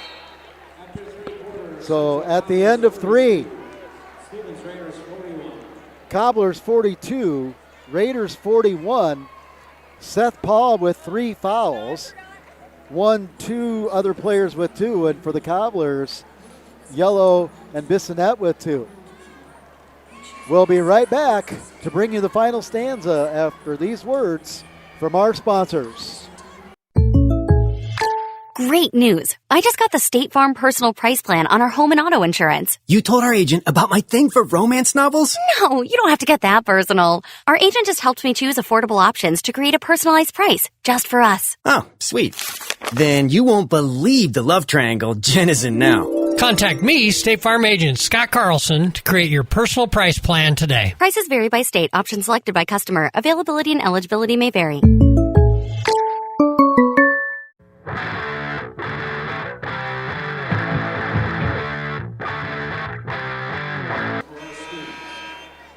Oh, welcome back. We're set for the final quarter, the final 8 minutes of round 2 of the Rapid City Crosstown Rival Classic. Class AA boys. The visiting Central Cobblers 42, the home Stevens Raiders 41. Crawford will set up on the logo. Now he goes back to Marcus in the middle to Zimmerman. Really trying to get Zimmerman going here. Cobblers have done a nice job neutralizing him. Crawford, 3, that's off.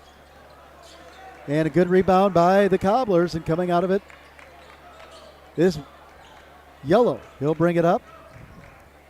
Kick it over.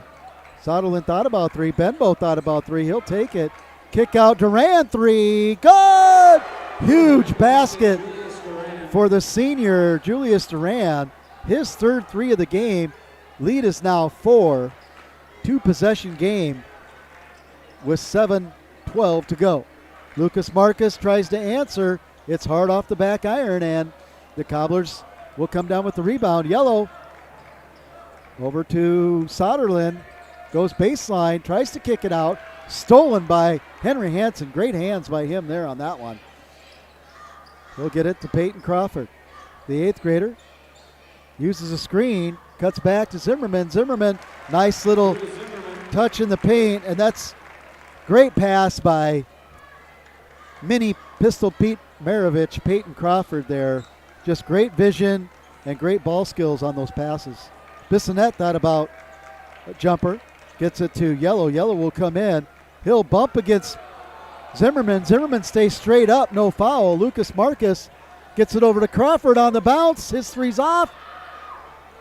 Hansen and Marcus run into each other and leaves Yellow wide open on the other end for an easy 2. So the Raiders get entangled, same team, leads to easy breakout by the Cobblers. 2-possession game. Zimmerman forces it down there. Duran held his ground, and it hits the elbow of the board and the rim. And we're going to get a timeout by Central head coach TJ Hay, full timeout. Raiders 43, Cobblers 47, 5:52 to go. You're following Raider Boys basketball on GoRaidersLive.com, liveticket.tv. Futures aren't made by accident. They're dreamt, they're planned, they're discovered. At Northern State University, futures are the result of hard work and grit. NSU is an academic powerhouse with a spirit of exploration and genuine support, where professors know your name and push you to discover what you're truly capable of. But don't take our word for it. When you experience Northern, you'll see the difference here.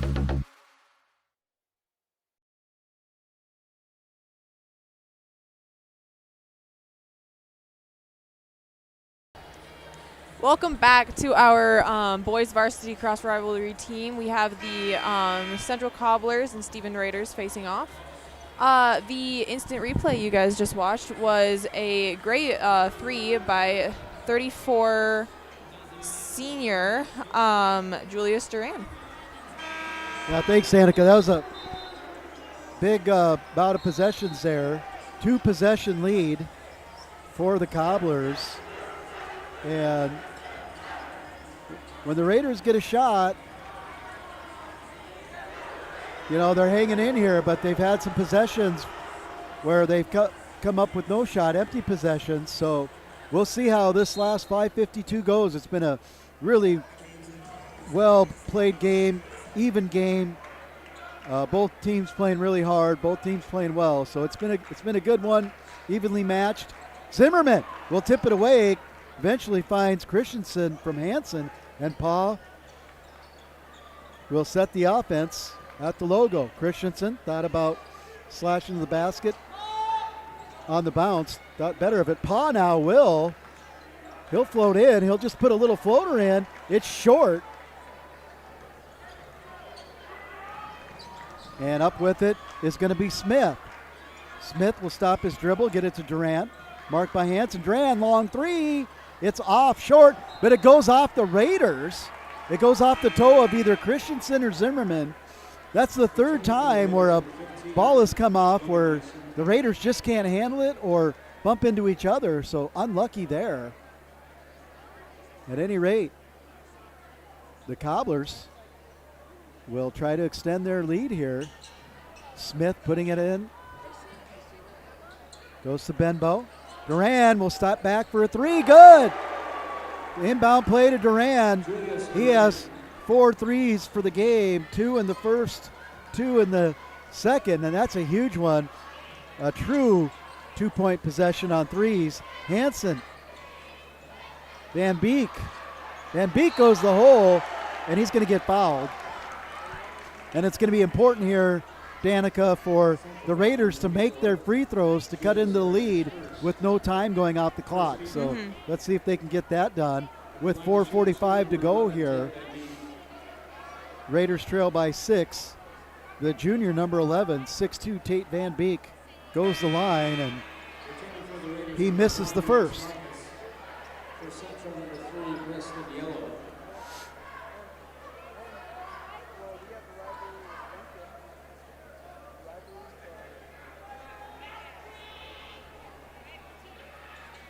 And the second one is good to cut the lead to 5. Still a 2-possession game for the Cobblers. Yellow to Benbow. Benbow back to Yellow. Yellow splits the D, gets it to Benbow. Over to Bissonette. Yellow Picks up his dribble, looking, finds Duran. He'll go in for a jumper, not there. Bissonette comes out. Smith now will go baseline. No, he'll take a little jumper. Good. Little step back J by Sean Smith. We've got a 3-possession game here. Neeson thought about a 3, pulled back, takes it. Hansen gets the rebound. Gets it to Lucas Marcus, back out to Paw. 3:55 to go. Nice pass there by Van Beek to Lucas Marcus. Good body control by Van Beek. Not to follow through in the player. It's a 5-point game down to 2 possession. Smith links out to Durant. Durant thought about a long 3. He'll take some time off the clock. He'll back in Paw, but Paw is so smart. Paw gave initially resistance, then backed off, and Durant's momentum just took him to a travel. Huge turnover for the Raiders and an empty possession. The Cobblers, when it looked like Durant was just going to power the shorter Paw down in the paint. Paw comes out. He'll set it up near the bottom of the logo. Christensen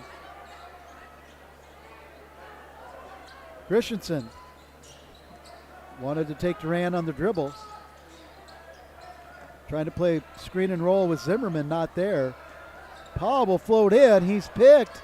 Gets it out to Lucas Marcus. Couldn't catch it clean and shoot. Paw with 3 on the shot clock. It's off. And the Cobblers with the good rebound by Durant. 2:50 to go. Cobblers lead by 5. Raiders having their woes shooting the basketball. Good steal there by Hansen to Zimmerman to Marcus. See if they can use that momentum here. Lucas Marcus thought about taking the ball to the hole, gets it to Zimmerman, back to Marcus. Over to Paw. Central playing really physical in there. Christensen, quick 3, not there. Zimmerman, rebound. Gets it out to Paw, over to Lucas Marcus, wide open 3, good! That'll be his 10th point of the half, and we're back to a 1-possession, 2-point lead. We got a full timeout. Raiders 49, Cobblers 51 with 2:19 to go. We'll be right back for the finish of this one. You're following Raider basketball on GoRaidersLive.com, liveticket.tv. This is what matters. This is beyond X's and O's. This is the difference mutual respect makes. This is what character looks like. This is what defines us in South Dakota. This is sportsmanship. School sports, it's not the outcome that matters most, but the way the games are played. This message presented by the South Dakota High School Activities Association and the South Dakota Interscholastic Athletic Administrators Association.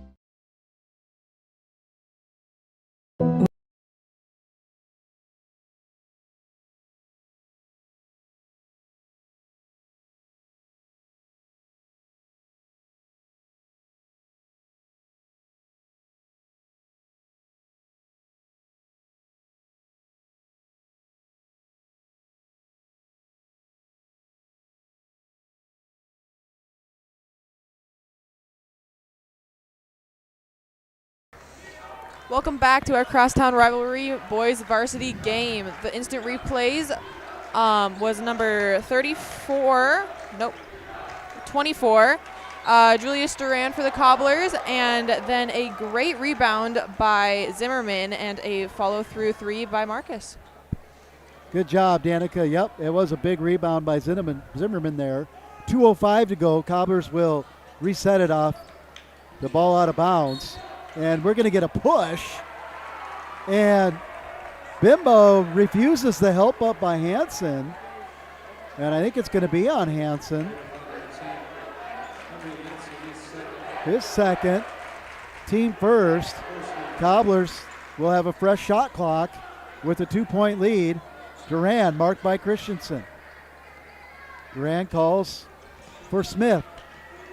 To Yellow. Yellow throws it out of bounds.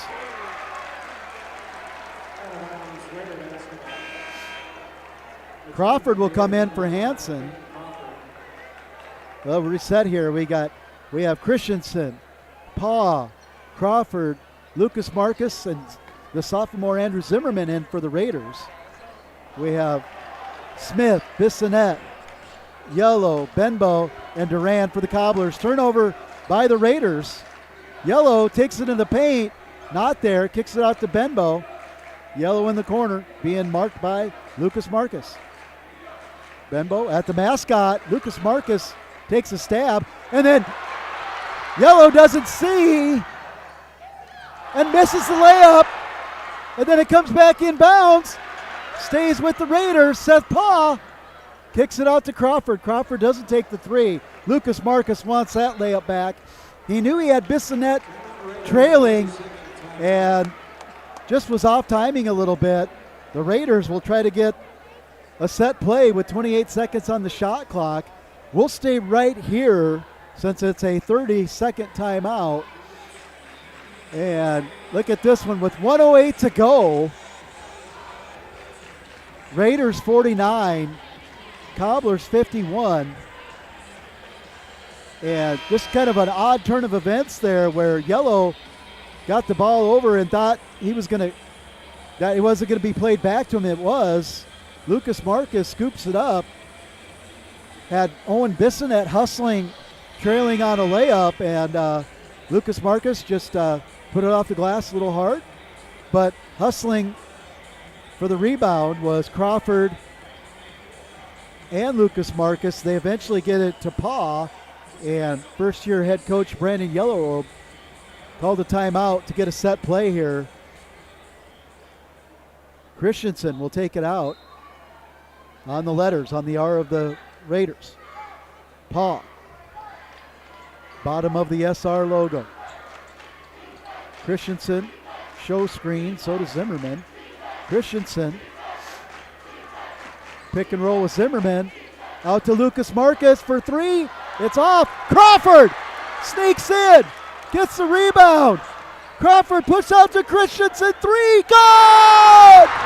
Anders Christensen for three from the corner. 52-51, 36 seconds to go. And the Cobblers are going to call a timeout. And it's going to be a full timeout as the Raider faithful is alive here with 35.2. We'll be back after this 30-second commercial. When you ask for Black Hills Surgical Hospital, you ask for someone who believes in hospitality. You ask for someone who treats everyone like a VIP and believes the absolute best shouldn't cost more and makes you feel comfortable, even when you are vulnerable. You ask for someone who cares about the little things as much as the big things. You ask for someone who treats you like you are loved, because you are. Black Hills Surgical Hospital. Ask for us by name. When you ask for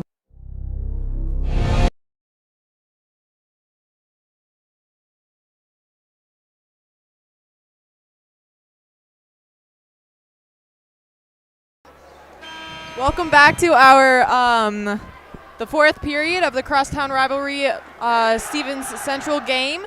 The instant replay was, of course, the point sliding us in ahead of the Cobblers by Christensen.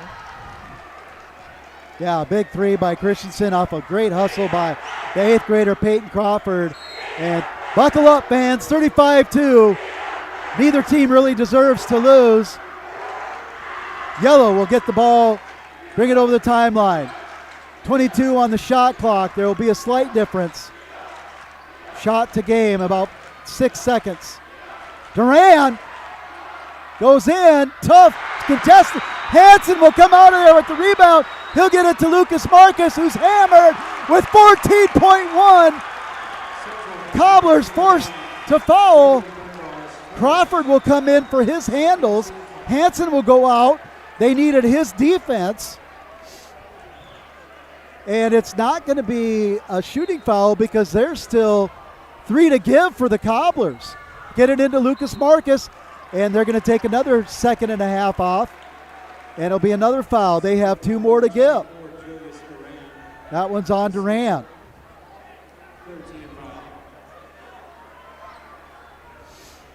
Third team for the quarter. Christensen into Crawford. And look for Raiders to continue to put Crawford. Now Paulson will come in as a free throw shooter. He'll come in for Zimmerman.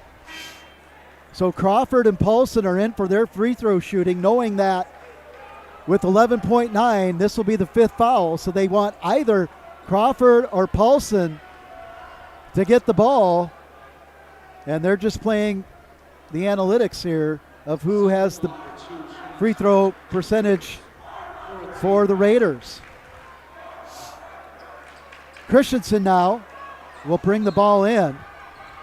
Crawford getting marked. This one's going to get stolen. And a foul! It's going to be an offensive foul! Anders Christensen knew he didn't throw the right pass. And we're going to get an offensive foul on Yellow with 9.6. Raiders just got to get it into somebody. And they do to Pa, who's going to get fouled with 8.6 to go on the clock.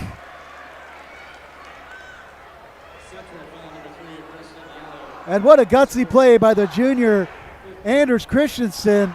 Yellow did the right thing, only trailing by 1 to try to go to the basket and get fouled. He's perfect from the line. This Christensen just got set. And now huge free throws for the senior Seth Pa. He makes the first. So the Cobblers now need a 2 to tie, a 3 to win. The defensive substitutions will come back in for the Raiders. Hansen and Zimmerman. And we got a whistle. We're going to have a timeout. So Coach TJ Hay is going to try to ice the senior Seth Pa. We're going to get a timeout. It's going to be a full timeout. We'll be right back after this 30-second message. You're following Raider basketball on GoRaidersLive.com, liveticket.tv.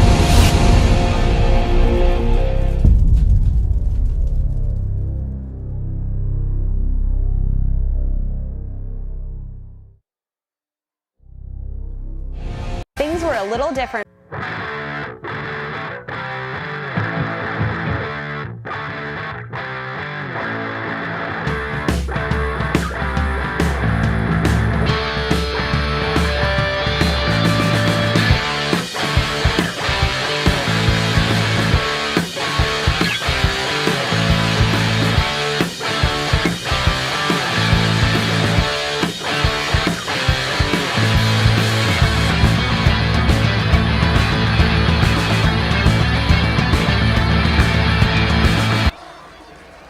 Welcome back with 8.6 seconds on the clock.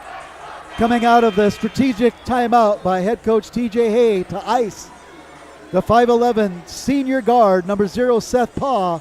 This one will make it a true one-possession, 3-point lead.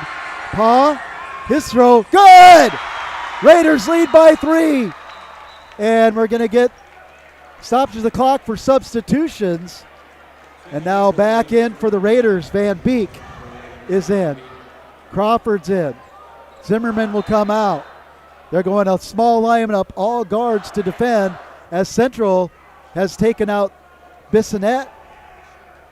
And they're in an all-guard set pretty much as well, with Duran being the tallest person on the floor right now at 6'4", and he's had a hot hand for the 3. Cobblers got to get it in low. Good job by Peyton Crawford. Got to go to Bembo. Bembo puts up a 3. It's blocked! And the Raiders win! Raiders win on a block on the 3-point attempt to Waylon Bembo in round 2 of the Crosstown Rivalry Classic.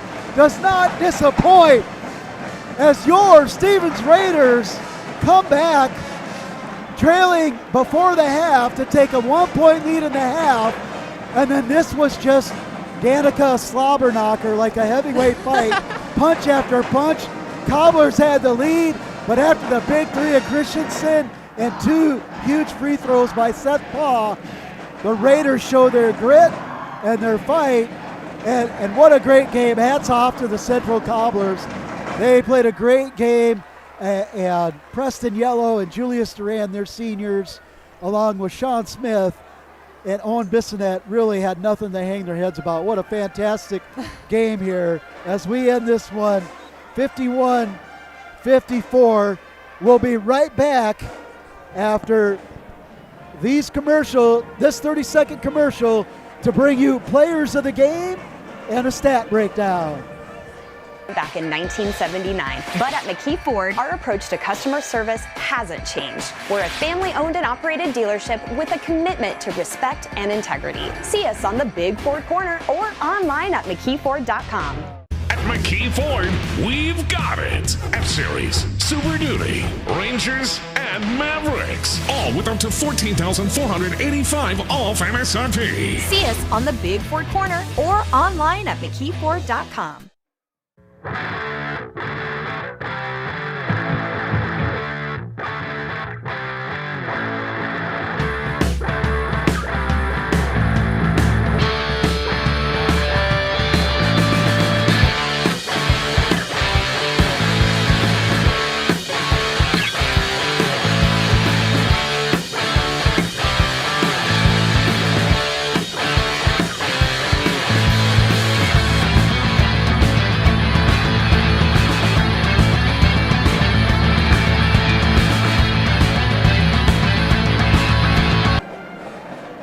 And we are back to Carroll Higher Gymnasium. And wow, what a great one. And so electric in here. Hats off to the Raider Pep Band for just adding to this exciting environment. They stayed till the end, and they're still playing the school song and the fight song over here after that huge win.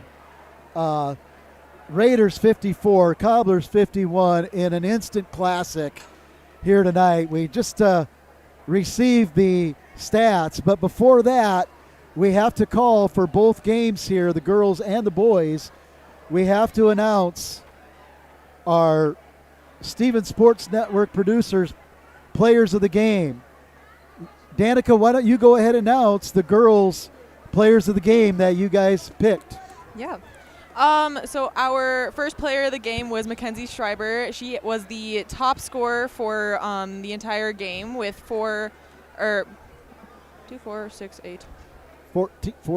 points in total. Secondly, we have Finley Love, which is our second highest scorer, captain senior. 12. With 12 final scoring points. And third, going to Hayden Thornton with 8. Yeah, 8 and a lot of great plays, and I think those are great picks by you guys. 2 seniors, and Thornton and Schreiber just had great games, and Finley Love just really stepped it up when they needed to. And who did you guys? Who do we have on the boys' side here? As I'm losing my voice. Yeah, on the boys' side, we have Seth Paul. He was our highest scorer of the night, along with Lucas Marcus and Anders Christensen. Yeah, those are yeah. Also 3 great picks from you. Seth Paul did a lot of scoring in the first half, and Lucas Marcus came alive in the second half. And Anders Christensen had 2 big threes in the first half, and then, the 3 that kind of shocked the world from the corner that made the game for the Raiders. Let's look at our stat breakdown for this one. Danica, let's look at this. In the end, how many total turnovers did the Cobblers have? Cobblers finished their game with 18, while the Raiders had 12. 12. And in the steal column, the Cobblers had a handful, I believe. Yep. They had 5, and the Raiders finished with 11. And as far as rebounds, total rebounds for the Cobblers, 28. For the Raiders, 25, but offensive rebounds, how many for the Cobblers there? They finished with 8, and the Raiders had 11. Raiders had 11. And from the line, the Raiders basically were, I'm trying to think here, they had 5 of 7. So they went in the second half 4 of 5. They ended up with 71%. The Cobblers were 89%. And as far as total game shooting, in this percentage, what were the Cobblers? The Cobblers had 43%. Yep, almost 44. Mhm. And from three-point line, what were they? 38. 38.9, almost 39. Yeah. Yep, so good job there. The Raiders are going to end from the field just over 39%, and from three-point line, exactly 30%. And in your totals, you're going to have a Raider win. Raiders 54. Rapid City Central Cobblers 51. The Cobblers will move to, let's see here, I got to get my right sheets, 2-7, and are back again in action on the 29th at home versus Spearfish, and then they go on a 2-game road trip to Brookings and Watertown. The Raider boys improve to 5-6, and they will go and travel to Watertown on the 30th and Brookings on the 31st. The Raider girls will improve to 9-2. And like the boys, they'll travel to Watertown and Brookings.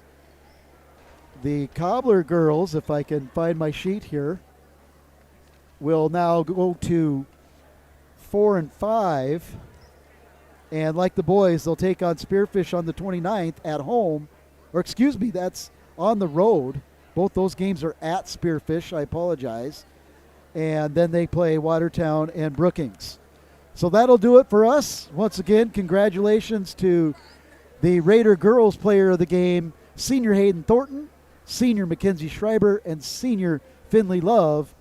And congratulations to your boys players of the game, Raiders of the game, is Seth Paw, Senior Guard, Lucas Marcus, Junior Guard, and Anders Christensen, Junior Guard, Shooting Guard. Thank you for following Raiders Athletics, subscription free on GoRaidersLive.com, liveticket.tv. For Jacob, for Delaney, and of course